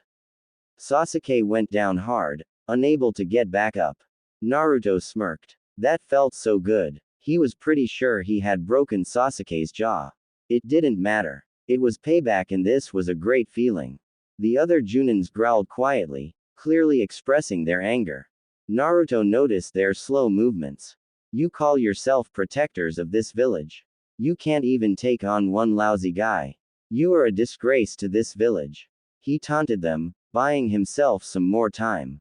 Oh, we'll protect something alright. We'll protect the village from the likes of you demon scum. The closest Junin spat out. They approached him slowly, which Naruto hated. If they ran at him all at once, he could have taken them all in one, but they were playing it safe. The slower they walked, the more they were alert to Naruto's actions. The group of Junins suddenly all ran towards him, with their weapons held out to kill. Naruto braced himself for the attack. If he could endure this attack, then he was free to counter. All he had to do was survive this attack. It was easier said than done when you're faced with a group of Junins. Naruto felt time slowing down, his heart rate beating faster and faster. He cursed himself for wasting too much chakra from his earlier escape. He felt the chakra usage taking a toll on his body. Is this the end? He repeated the question in his mind. No. His mind kept screaming the answer, forbidding himself from giving up. He can't give up. They would win if he gave up now. He saw his attackers slowly reaching him, weapons out and ready to kill. In a split second, everyone froze, unable to comprehend what happened. One moment, they were rushing towards the demon, and the next, their fellow comrade dropped dead on the floor. Naruto's eyes widened. He didn't do this. Someone else did. He saw a hint of silver before the man dropped dead. His mind quickly formulated a plan. Go ahead. Take another step. Naruto dared the men to step forward. His voice was cold, like a person who has nothing to lose but everything to gain. The men hesitated, unsure of what to do. It took just a second to see their hesitation, but it was just the opportunity that Naruto needed. He focused some chakra into his right hand, summoning his wind blade. It felt like second nature to summon it, but he still winced at the pain. He dashed forward, his hand aimed to kill. Within moments, he killed 3 and left 1 critically injured. He turned his head to the one that was still alive. Looks like I missed. He pointed his sword forward, aiming straight at the wound he inflicted upon the man. Pressing it lightly, the man squirmed against the pain. You probably think of me as a demon. Wait, no, you do think that I'm the Kyuubi, but after the events today, I would say that you guys are the ones who should be considered demons. Naruto dispelled the sword. The man looked like he didn't have much fight left in him. He leaned over to inspect the man. You look like a decent man. How would you like to bargain for your life? Naruto took a deep breath. He felt his body screaming in pain, yearning for a break. That bastard fox decided to cut off all connections with him at this critical time. Just great. The man whispered something, but Naruto couldn't make it out. He asked again. What's that? I can't hear you. The man took a deep breath, finding his voice to answer Naruto. I said my name is Taiyu Mashino. The man grunted, feeling the pain. Well, Taiyu-san, if you would kindly tell Tsunade and all her forces to back off, I will leave this village in peace. The man named Taiyu laughed. You leave this village in peace? Demons like you don't know the meaning of peace. He spat some blood in Naruto's face. Naruto wiped the blood off his face. Do a little nice thing. Naruto slowly lowered his hand. And this is what you get. Naruto forcefully hit the man's wounded area, causing Taiyu to groan in pain. Now, will you do it or not? Taiyu continued to laugh. Never. I might not live to see the day you die, but I know one thing. I'll see you in hell. The man took his last breath before passing out. Naruto sighed. Things weren't exactly turning out the way he wanted. He looked at the dead man. So prideful yet so stupid. They were like sheep being led around by a shepherd, not questioning why to do this or that. People are by nature manipulative and only work for themselves. This was a lesson that he learned the hard way. As Naruto slowly got up, he felt a great amount of pain erupt from his body. He saw blood coming out from chest. He turned around and saw Taiyu standing there, clutching his wound with one hand and the other one thrusting the kunai into his chest. Taiyu laughed. I told you I would see you in hell. Now burn, demon. Naruto gritted his teeth, trying to ignore the pain. He quickly pulled away from Taiyu and yanked the kunai out. He immediately shoved the kunai into Taiyu's throat, killing him instantly. Naruto collapsed on the ground, trying to form the hand seals for a medical jutsu. He chuckled to himself. It was ironic. He never thought there would be a day he would need to use it on himself. Damn the fox. As Naruto painfully finished the hand seal and began healing, he felt another presence in the alleyway. He scanned the area without interrupting his healing process. I know you're there. Show yourself. Naruto had to buy himself some more time. He needed to heal the wound in his right hand so at least he could have a fighting chance. Naruto Uzumaki, the mysterious voice quietly whispered into the area, echoing all around. Naruto looked around, trying to recognize the voice. He heard the sounds of a cloak flapping in the wind on his right. He was in for a shock when he recognized the symbols on that dark cloak. Akatsuki, Naruto growled. He moved his left hand over to his right hand, trying to heal it. He was in for another surprise when he recognized the face. Uchiha, Itachi, the S-rank missing nin stepped out from the shadows, with a stoic face on. Naruto cursed his luck. Of all the bloody people that it could have been, it had to be him. After the hell he just went through, there was no way he can walk away alive from an Akatsuki member. What do you want, Itachi? Itachi slowly formed a smirk on his face as he looked at the mess that laid before him. It looks like that the great Uzumaki is critically injured. There's a big bounty on your head. Did you know that, Naruto-kun? Naruto started to scoot back, increasing the distance between him and Itachi. Itachi's smirk slowly reverted back into his stoic face. He drew a blade from underneath his cloak. Naruto stared at the man who was responsible for single-handedly wiping out the Uchiha clan in one night, Uchiha Itachi. Itachi approached the ex-captain slowly, showing the blade in its full glory. If you're here to kill me, Itachi, then wait in line. I got a whole list to go through before you get your turn. Naruto had one eye trained on Itachi while the other one was looking after the healing procedure. Just a few more minutes, he told himself. A few more minutes and he can at least have a chance to fight back. Itachi raised his sword and dashed forward. Shit. Naruto saw Itachi running forward and he was backed into a corner. Naruto did the only thing that he could do, and that was to raise his arms to block the incoming attack and pray. He waited for the attack but felt nothing. He knew Itachi should have reached him by now, but where was the blood and pain? Naruto slowly lowered his arms and looked around. He saw Itachi standing in front of him, holding a sword soaked in blood. He checked his body. It wasn't his blood, and Itachi surely wasn't stupid enough to stab himself. He heard a thud behind him and turned around. A body dropped to the floor. Naruto turned around, surprised to see that there was a person hidden there. He then realized that he missed the man due to a genjutsu placed on the area. Naruto slowly picked himself up, steadily leaning against the wall, watching the missing nin as he slowly put the sword away. I should kill you for just being here, Itachi. Itachi let out a small chuckle. Do you really think that if you kill me here, Naruto-kun, they would take you back? Itachi pointed his fingers outside the alleyway, at the scene of several villagers currently running to safety. Why would you go back to a village where they hate you and scorn you like a plague? There is much you don't know about Konoha, Naruto-kun.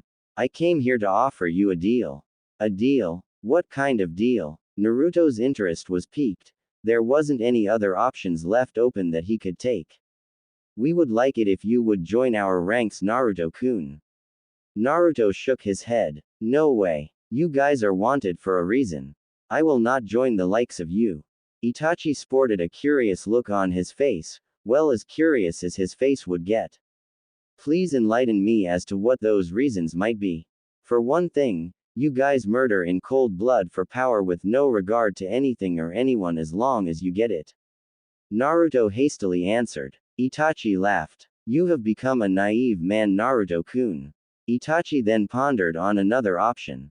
How about this then? Follow me outside the village and hear the real truth about the village before deciding if you want to join us or not. There had to be a catch. There is always a catch. Naruto smirked. And if I decide not to? Itachi shrugged. You can walk away free and then the next time we meet, we will be as enemies and not allies. Naruto thought about this offer. He had nothing to lose but a lot to gain. Fine. Naruto held out his hand to seal the deal. Itachi looked at Naruto's gesture strangely before putting out his own hand. Naruto grabbed it and shook. So let's leave. Itachi shook his head. The deal was that you had to get out. I won't help you. If you can't get out of here alive, then you don't deserve to know. With that said, Itachi stepped back into the shadows and disappeared. Naruto dropped his jaw a little. He was taken like a Damn it, Itachi. He quietly cursed the Uchiha. The next time he sees him, he's going to strangle the damn guy. Naruto formed his hands into a basic seal and hanged into a fellow leaf Chunin. No one would recognize Chunins. They were too low below the power chain to be recognized. He slowly shushin out of the alleyway and into the rooftop, quickly joining his fellow Chunins. He smiled to himself. This wasn't the best plan, but all he needed is to conserve his chakra and reach the gate. He was joined up with a team of Chunins who was also making haste to the gate. Naruto looked over and made eye contact with them. He slowly joined their formation, hoping to blend in. Did you find the demon? A fellow Chunin asked. Naruto shook his head. No, the bastard ran away before I could track him. Naruto replied with an angry tone. The first step in blending in with the enemy is to be like them. Don't give them too much information and don't act too much into your part. Just be average and observe how others respond. Don't worry. We'll get him in the front gate. Everyone's there, even the Hokage. Naruto's eyes widened. He did not just hear that. The plan just got more complicated. There was no way he could hide from Tsunade. Maybe she wouldn't notice and he can slip behind them. Naruto laughed to himself. Like Tsunade won't notice. She was the one who condemned him to this in the first place. What's your name? A Chunin asked, kicking Naruto out of his own thoughts. Taiyu Mashino. He quickly used the name of the dead man that he just killed. Great to have you on board, Taiyu-san. Naruto quickly nodded as the group made haste to the front gate. Tsunade-sama. Our forces are all here. And Anbu walked up next to her. Good job. Tsunade nodded her head and quickly scanned the area, waiting for Naruto. Within the next few moments, ninjas of all ranks, Chunins, Junins and Anbu came gathering by the front gate. It was the largest assembly of ninjas ever since the Third Shinobi War. Let's see if the demon can get through us all. A Junin sneered. The rest of them joined in and laughed. Danzo stepped forward and raised a hand, signaling everyone to be quiet. We will deploy the forces into two groups, the front assault, the ambush team. Danzo pointed to the location of where the ambush team should go hide and wait for his signal while the front assault team will hold their positions. Tsunade shook her head, feeling her heart crumbling as she watched her power slip from her grasps. She then saw a group of Chunins quickly coming towards them. When they arrived, they greeted their Hokage. Greetings, Hokage-sama. Tsunade half-heartedly responded and pointed them to be the front assault team. Naruto surveyed the area. There were less ninjas than he expected. You there? Naruto turned around and was met face to face with Danzo. I want you over there now. Yes, sir. Naruto spoke up in an alert yet boring voice, showing to the man that he was just a new Chunin. Just a little longer, Naruto kept telling himself. Danzo was right in front of him, but he can't kill him just yet. No, he was going to make that man suffer a thousand's death over before he died. Naruto found his mind going back to his little discussion with Itachi. The enemies will do anything to save themselves, even if it means forming false alliances. That was the first rule he learned while training for Anbu. Never believe anything the enemy has to say. Always look underneath the underneath. Kakashi's voice echoed through his head. What if Itachi's logic proved true? Naruto slowly shook himself out of his thoughts. The time to act is now, while the enemy is still mobilizing. Naruto casually slipped behind the front line, making his way to the back. Hey Taiyu-san, where you running off to? Naruto froze in his steps. Damn the insolent Chunin. Naruto turned around and casually rubbed his head, acting like what a normal Chunin would do if he got caught. They told me to stand in the back. Go figure. He shrugged and continued to move. As he prepared to move back, he felt someone holding on to his wrist. Hold on there, Homura said as he grabbed his wrist. What did you say your name was? He stared at the Chunin suspiciously. Naruto smiled. Taiyu Mashino. He said it fluently, without hesitation. Any hesitation would immediately allow the enemy to know that you're lying. I see. So how are your wife and kids? The elder must be on to him. He could kill him here, but then he's right in the middle of a war zone. Not a good idea. I'm not married, Elder Sama. Naruto answered. I like bachelorhood too much to get myself married. He didn't see any signs of a ring on the man's finger before he died, so it was a gamble with this answer. Homura nodded. He let go of Naruto's wrist and walked back to Danzo. Naruto stopped at the back and watched the man talk to Danzo. He was careful not to make more eye contact, or else it would show that you're guilty. He could see Homura talk casually to Danzo, but his instincts were telling him otherwise. He saw Danzo glance at him for a split second before turning away. Shit, my cover might have been blown. Naruto quickly looked around for an escape route. An idea hit him. If he could walk towards the door, he could hinge into something else, something smaller. Naruto started walking away again, but decided that this time he would be escaping from the front of the line. Naruto quickly slipped inside a vacant building, buying his time carefully. He performed some basic hand seals and quietly whispered his trademark technique. Kage Bushin no Jutsu. A Naruto clone appeared from the smoke and grinned. Distraction, right boss? The real Naruto nodded and pointed to the back door. The clone received the hint and left quickly. Naruto stepped back to the entrance and waited for the signal to come, where his clone will finally make his grand appearance. Look, there's the demon. He heard some shouts coming from the outside, feeling the movements. He quickly shushed outside and joined the chase. Hopefully, he can slip behind their forces and leave. Naruto watched from behind as he saw his clone having everyone chase him around in circles. He slowed down his pace, allowing ninjas to pass him, and allowed himself to be near the end. When he saw that he was one of the last ninjas, he stopped in his tracks and turned around. He paid no attention to anything else. He quickly made his way back to the front gate. When Naruto got there, he was in for a shock. There stood most of the Root Anbu unit along with Danzo. Greetings, Uzumaki. Danzo coldly greeted to his prey. Naruto released a small growl as his eyes focused themselves on the figure in front of him. Get out of my way, Danzo. As Naruto stared at the man, he could feel his hands begging to be unleashed, wanting nothing more than to tear him apart. Naruto moved around slowly, his feet scuffling against the ground. He didn't want to make too much movement. Too much movement would show that you're afraid. Too little movement would show that you're unable to move, giving the enemy a reason to attack. As he observed his environment, he noticed that there were Root members watching his every movement. Danzo smirked as he saw Naruto's eyes shifting all over the place. Let me tell you something, demon. There is no way that you can escape from this place alive. I suspected that you might pull a trick like this, so I made sure that all possible escape routes were covered. Danzo tapped his cane lightly. There is nowhere else to hide. I will finally do what the third could never do, and that is to kill you. Naruto felt his body automatically preparing itself for battle. His muscles were beginning to contract against each other, getting itself ready to fight at any given moment. He finally understood what his destiny was. It was no longer to become Hokage of this village, it was bring judgment to people that have done him wrong.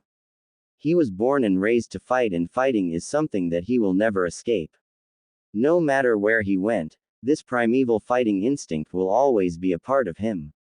He raised his arms and slipped into an unusual fighting stance. I'm leaving this village one way or another, and I'm intending to leave it alive. Danzo turned his smirk into a sadistic smile. Look around you. You are surrounded by my root. They are the best of the best, far superior than your average Anbu. Without any given warning, every member of Root threw kunais and shurikens towards Naruto. The leader of Root stood there silently, paying close attention to the fight. After a few seconds, he saw the body scarred beyond recognition. He shook his head, disappointed at the ability demonstrated by the Kyuubi. The demon was truly something to be feared. It was rumored to be the strongest of the Bijus. A name truly worth to be among the legends. I thought the mighty Kyuubi no Kitsune would have put up a better fight than this. Even though the battle was over, Danzo still felt uneasy. This feels way too easy. Killing someone of his caliber should not have been this easy, but then again, the man in front of him was impaled by so many weapons, it was impossible for anyone to survive. It was a shame though. If the third had let him take the boy as he wanted, none of this would have happened. There were many issues surrounding Konoha he disagreed on, but there was no use trying to change the past. Instead of mourning over it, there is the future that one can take control of, and now, it would finally be his time to get what he deserved. I told you that I would be leaving this hellhole alive. Danzo stared at the bloody mess standing before him, his eyes shocked. No one could have survived that, but this man was still standing here and communicating with them. The weapons came from every direction, making it impossible for anyone to put up any sort of defense. The only way he could have survived this was if he knew the ultimate defense from the Hyuga. What the hell, are you? He managed to stutter out. Naruto only smiled before disappearing into thin air, leaving the leader of Root even more shocked. I am the Silent Storm. Naruto's voice echoed all around. And I am your worst nightmare. Silence engulfed the area as everyone looked around for all possible hiding locations. Gah! A Root member managed to produce a sound before dropping dead. Pretty soon, the members of his prestigious Root began to drop like flies. Danzo started to panic as he watched helplessly as each of his men dropped one by one to the floor. This cannot be happening. Danzo frantically thought. He was supposed to have the advantage here. His plans could not have any flaws. There was no way he could have miscalculated this. He continued to watch in horror as his entire plan backfire in front of him. Flashes of yellow moved around his soldiers at a fast pace. Within minutes, most of his soldiers were lying on the floor dead. Damn you, demon! Danzo cursed as he continued searching for Naruto. You're probably wondering what's going to happen to you next. Don't worry, I will tell you. The Shinigami is coming. The voice echoed all around, making it impossible to track Naruto down. Why don't you plead for your pitiful life, Danzo? It is not my life that I should be worrying about.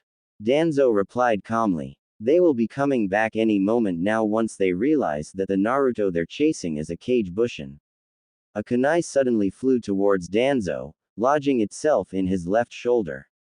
He winced from the pain, gritting his teeth to keep himself from screaming. He learned through experience that showing any kind of emotions to the enemy was a sign of weakness. It was something he cannot afford here. Then I guess I better finish this now. Naruto spoke again, his voice deprived of all emotion. Another kunai flew towards Danzo, but this time, it wasn't aimed towards his upper body. The kunai hit Danzo near the leg, severing the tendons on his right ankle. Danzo dropped to the ground, unable to support himself with one leg. Another kunai came flying towards Danzo, cutting the other tendon on his left ankle, leaving the fearless Root leader incapable of running away. Just kill me and get this over with already. The older man yelled. He already lost his arm and his right eye during the Second Shinobi War. He had lost his wife and child during the Kyuubi attack. There was nothing else in his life that he could lose at this point. No, I don't want you dead, yet. Death would be the easy way out. I want you to suffer the pain you caused me. The pain that cannot be healed. Naruto appeared in front of Danzo, finally meeting the man face to face. I told you that I would make you regret. Naruto shoved the kunai in a little further, causing Danzo muffle his cry of agony. Danzo was breathing heavily, barely enduring the pain. I'll get you, demon. I'll get you if that's the last thing I do. Naruto stared at the man, his cold eyes gazing into Danzo's face. I highly doubt that, but for showing me the reality of who I am going to show you an original technique as my going away present. He began performing a series of hand seals at a fast rate. Danzo's eyes widened as he watched Naruto finish with the hand seals. His right hand began to glow brighter than any fire jutsu known to man. Danzo could feel the heat just radiating from Naruto's hand. Demon. He managed to release his final words as he watched Naruto come closer and closer. Sainaru Kaki. Naruto whispered the jutsu's name. Holy Fire, a rare technique that he picked up while on his missions. He found it on a scroll that was meant to be seen by members of this particular clan. How ironic. A demon using a holy technique. The world must be coming to an end. Naruto mentally laughed to himself. Never in a million years did he think that the first person to witness this technique would be Danzo. Consider yourself lucky, Danzo-chan. Naruto added the suffix intentionally. You will be the first to see this technique and you will live to tell about it. Naruto reached out and grabbed Danzo by his neck, smiling at the effects caused by the jutsu. Screams of a man could be heard from all four corners of the village. It was an inhuman scream that was filled with torture. If anyone witnessed what truly happened there, they would have been plagued with nightmares for a lifetime. Never forget, Danzo-chan. Never forget. The words barely registered in Danzo's mind as the man slipped into unconsciousness. Did you hear that scream, Hokage-sama? It sounded almost inhuman. A chunin called out. He shuddered at the scream. It sounded so brutal. Tsunade stopped in her tracks, trying to decipher what she just heard. Then it hit her. She quickly turned around and saw the Naruto that they were chasing disappeared into thin air. Quickly. Everyone turn around now. Tsunade yelled. She concentrated some more chakra on her feet before taking off in the opposite direction, leaving everyone behind. As she leapt between buildings, she had a faint idea of what happened back there.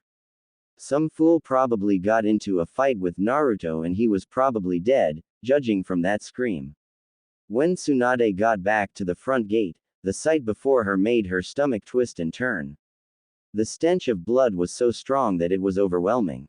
If she wasn't a former field medic, she would have vomited from the things she saw in front of him.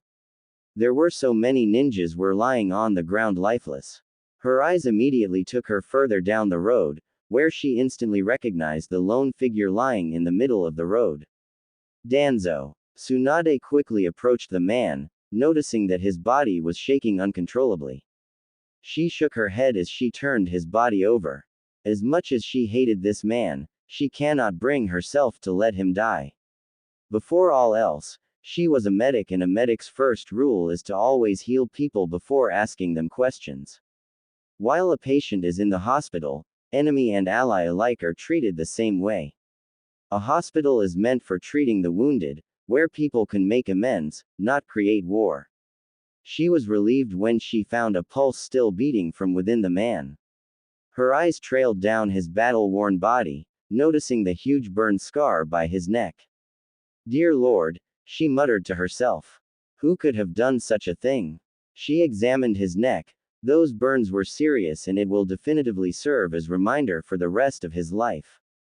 Hokage-sama, come take a look at this. Tsunade turned her attention to the person calling her. She walked over to the fallen ninja. May his soul rest in peace. She lowered her head, giving herself a moment of silence to pay her respects to the fallen. These wounds, Hokage-sama, they were all done to the throat. Poor guys, they were probably dead before they even knew it. Very precise work too. Tsunade took a closer look at the ninja's fatal wound. The person who inflicted the wounds obviously had skill. She looked around at the other ninjas, noticing a pattern here. All the people that died here were root members and Danzo himself was lying here as well. She looked towards the unconscious man. Not even you deserve this. She started walking away, thinking back to the damage done by this single person. She now knew who could have possibly done this and it was too painful to admit it. There was only one man who could have caused this much chaos, one man who had the power to become the next Hokage, but fate intervened and denied him that right.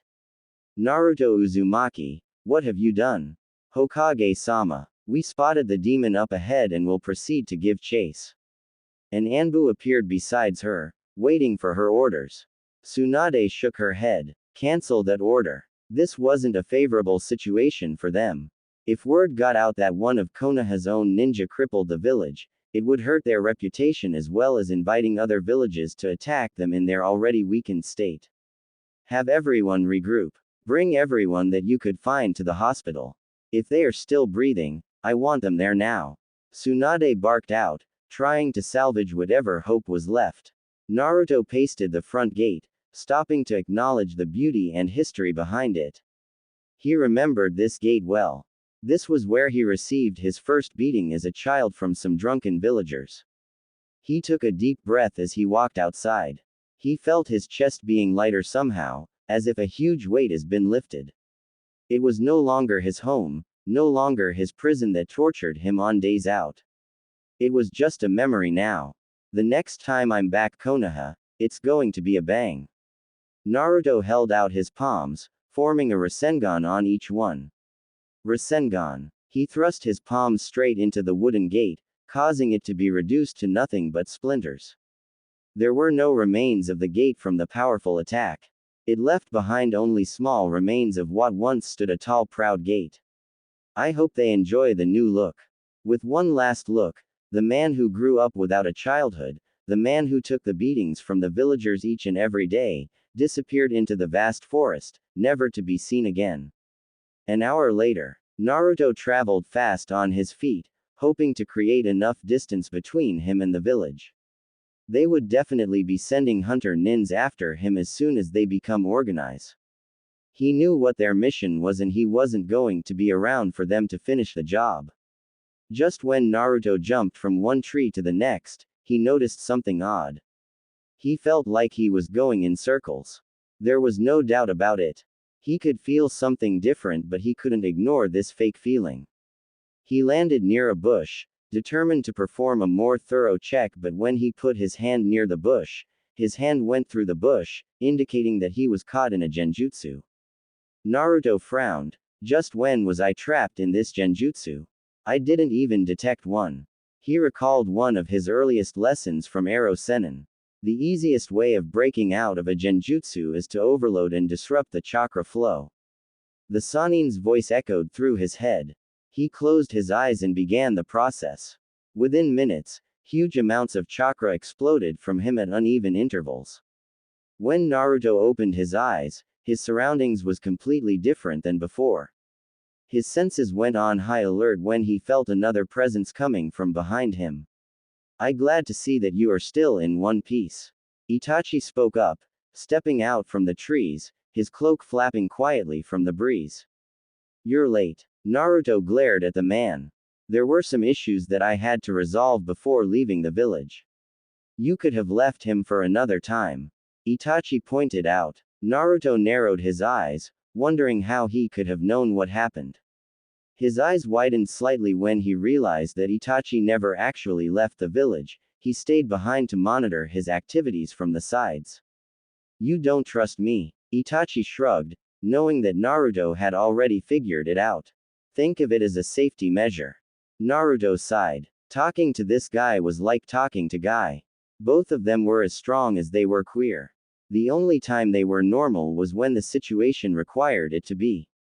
I'm here about that deal, Itachi. Naruto stated. Of course, follow me. Itachi turned around and walked deeper into the woods without mentioning another word. Naruto stared at the missing nin, wondering why he was being so cooperative. Are you coming? We can talk about it in a more secure location.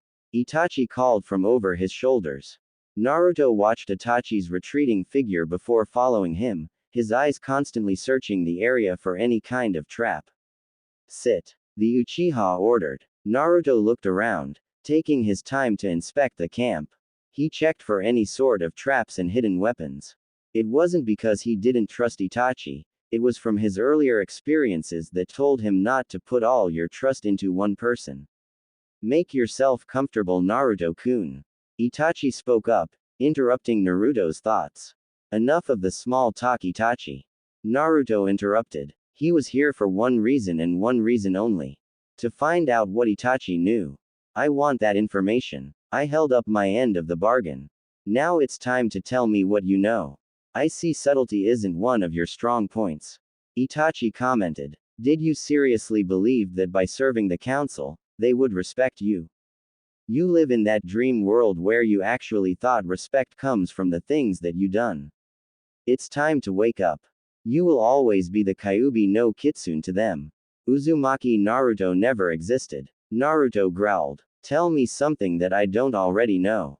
Get to your point. Itachi glared. Tell me. How corrupted do you think the village is? Naruto shrugged. At this point, I don't really care how corrupted in their filth they are. They could kill each in broad daylight and I wouldn't give a damn. It would save me the hassle of doing it myself. Itachi frowned. Humor me. If you didn't hate them, just tell me how corrupted it is. Naruto shrugged, not really caring. Fine. Maybe there's some corruption in power.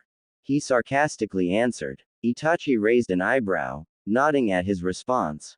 You are only half right. He raised his finger. Now my next question to you is why do they want you dead? I'm the bloody freaking Kyuubi. I think that says enough. Naruto coldly answered. His patience was running thin because Itachi was asking questions that served no relevance to his cause. Itachi nodded, approving of his answer. When the council couldn't turn you into a weapon, you became a liability for them. You became a danger to everything they stand for. They detested your existence. They were afraid of you, afraid of whom you are, afraid of what you are. When they couldn't turn you into their weapon, they had to terminate you. They couldn't let a loose cannon wander around. Why don't you tell me something that I don't already know? If this is all to your secret, Itachi, then I'm leaving. Do you remember the Uchiha massacre? Itachi quietly replied. This was a topic that he hasn't shared an outsider before, but it was finally time to pass on the story. Naruto quickly turned his attention towards Itachi, giving him an intense murderous glare. I'll take it as a yes. Itachi sat there, unfazed by the glare. He wasn't surprised with the look he received. With his little brother back in the village, Sasuke was a living, breathing reminder of the horrid events that took place that night. It was because of what you did that Sasuke turned out like this. Naruto erupted from his seat, his hand found its way onto Itachi's throat. Naruto slammed Itachi into a tree, his eyes beginning to change from blue to a bright red. Killing intent started flowing out from Naruto like a faucet. Itachi struggled against Naruto's grip as he stared into his eyes. It was almost as if Naruto was staring into his soul, just waiting for him to die so he can devour it. It was you. Naruto coldly whispered. That set forth the chain of events that forever changed Konoha. Itachi felt the pressure around his throat increasing. He figured Naruto would do something rational, but he never expected him to be like this. He was caught completely off guard by the attack. He did the only thing that could have calmed anyone down. Bring out the evidence. He reached behind his back and took out a scroll. Read it and then you will understand. Naruto grabbed the scroll away from Itachi and opened it with his left hand, not releasing the Uchiha. He recognized the scroll. It was a personal scroll from the files of Sarutobi, the former third Hokage. As Naruto skimmed through the scroll, his eyes widened as he went from top to bottom. He couldn't believe the material that was written on it. It had to be all lies, it has to be. He found his hand shaking. No. His entire body was shaking from the news. He dropped both Itachi and the scroll before falling to his knees. Itachi massaged his throat, feeling glad to be free from the man's grip. Do you understand now? The mighty Uchiha clan was one of the most corrupted clans to have ever lived in Konoha. Bribery, assassination, anything you can name, we did it. We were the backbone of the Konoha police force. Who would dare to stand against us? We had the power to conquer Konoha if we so desired it. They were your family. Naruto, still shaken up. It went against everything that he was taught, everything that he knew. There was no way the Sandaime could have given the order to execute of the entire Uchiha clan. The kind old man who gave his life to protect the village and everyone in it. Naruto closed his eyes, trying to calm himself down. Why would he order something like this? He cared for everyone in this village like his own family. The Sandaime realized that a number of clans were being corrupted from within Konoha. If a plant developed a bad root, you would cut it off before it spreads, to keep the plant normal. In this case, I did exactly the same thing. Do you feel no remorse from your actions? Naruto quietly asked. He didn't even look at Itachi. He just stared straight at the ground, desperately searching for other possible reasons. Itachi shook his head. The order was given and it was clear that there couldn't be any survivors. And Sasuke, there had to be someone left that can carry this burden and to come after me for the sins that I have committed. I have chosen Sasuke for this task. Naruto finally picked his head up, his eyes returning back to their original color. Silence engulfed the area, both men unable to find the right words to say to each other. You're just like me. We gave everything to serve Konoha and in the end, we were just a mindless soldier who did as they were told but was cast aside when we were no longer needed. Itachi spoke up, trying to show some emotion but failed miserably. Naruto never looked up, his hands clenching to the ground. I'm nothing like you, Itachi. I'm sure of that. Was he just another Itachi? Of course there were some similarities but he was different. He had to be. I see. I will take my leave but remember, the next time we meet, it will be as enemies. Itachi took a step back before disappearing into the darkness of the forest. Arg! Naruto screamed into the air, wanting nothing more than to let this pain out. Birds flew away from the area, trying to get away from the deafening roar. Tsunade gripped the table with her bare hands, trying to prevent herself from lashing out against them. It has been 2 hours since they started this meeting and they were getting absolutely nowhere. For the last time, it is not his fault. She yelled. These people weren't budging an inch. She tried for hours convincing them that Naruto wasn't at fault. Tsunade-sama. With all due respect, the demon almost killed Danzo-san, wipe out about 20% of our forces, and cause the deaths of many civilians. How can we just let that slide? An elder spoke up. Tsunade growled in annoyance. They were just repeating and rephrasing the same thing over and over. If only there was some sign. Anything would do. Yoheim. She heard the door open and saw who was poking their head inside. Speak of the devil. He'll do just fine. Jiraiya. Tsunade nodded her head, granting him permission to enter the room. Several elders gasped around the room. You have the audacity to show your face in our presence after what you did. We should hang you for treason. Kaharu threatened. Jiraiya ignored the woman's threat. He received much better threats than that and compared to them, hers was childish. You have no control over me. I may be a ninja under the name of Konoha due to my contract but nowhere in there does it state that I have to take orders from a group of ignorant fools. He faced the council. I am Jiraiya of the legendary Sannin, the title given to me by Hanzo himself. Both sides greeted each other with an intense glare. I would have let you guys die in cold blood if I had the chance.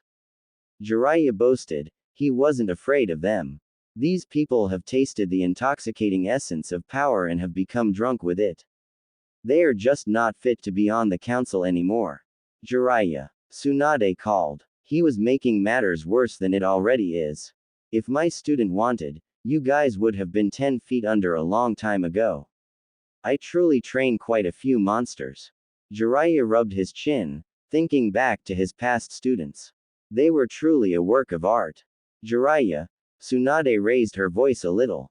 If I had my way, all of you would be. Jiraiya, Tsunade shouted, slamming her hands on the table. Yes. Jiraiya looked at her in surprise. He had forgotten that he was in the room with her while he was boasting off his achievements. Getting back to business. She cleared her throat. Something had to be done here. The balance of power has already shifted. If she doesn't act fast enough, the council will grow more powerful than the Hokage itself. We have decided to put Uzumaki into the bingo books. Homura stated. He is too dangerous to be left free. Fine. Rank a missing nin. She pulled out some paperwork, getting ready to write down the initial details. Rank SS. Hiyashi's voice spoke up. Both Jiraiya and Tsunade looked up, wondering if they heard the news right. Rank SS. Tsunade stuttered. Are you insane? Hiyashi stood up, knowing that it was his turn to explain the decision. He is classified as both a cage-level ninja and he also has the Kyuubi in him, the strongest of all demons. He deserves the rank of SS. He is better to us dead than alive. Other people started to join in, supporting Hiyashi of his idea. No. Tsunade calmly said. I refuse to do it. Jiraiya started applauding slowly. I am the Hokage of this village and I do not see him as a threat. You have elected me as Hokage, to serve and protect this village and I will continue to do it until the day I die. She finished her speech by folding her arms, glaring at each member. Jiraiya, throughout the speech, stood up and was clapping loudly. I don't think you understand the situation, Tsunade-sama. We are in a time of crisis, which means that your power and our power are one and the same. During this time, we will vote and decide on important issues that concerns itself with the village. Kaharu spoke up this time. All in favor of the decision. Please stand up. One by one, leaders of different clans started standing up. Tsunade stared at each of them in disbelief. Why? Naruto was friends with your children. He would never harm a single hair on them. It is because of that reason why we decided to do it, Hokage-sama. Inoichi quietly said. We have children that we want to protect, the children that we want to see succeed us. They are our future and we must protect it for their sake. Before Tsunade could open her mouth. Inoichi is right. We're sorry, Tsunade-sama, but it is only for the best. Shikaku spoke up, interrupting her.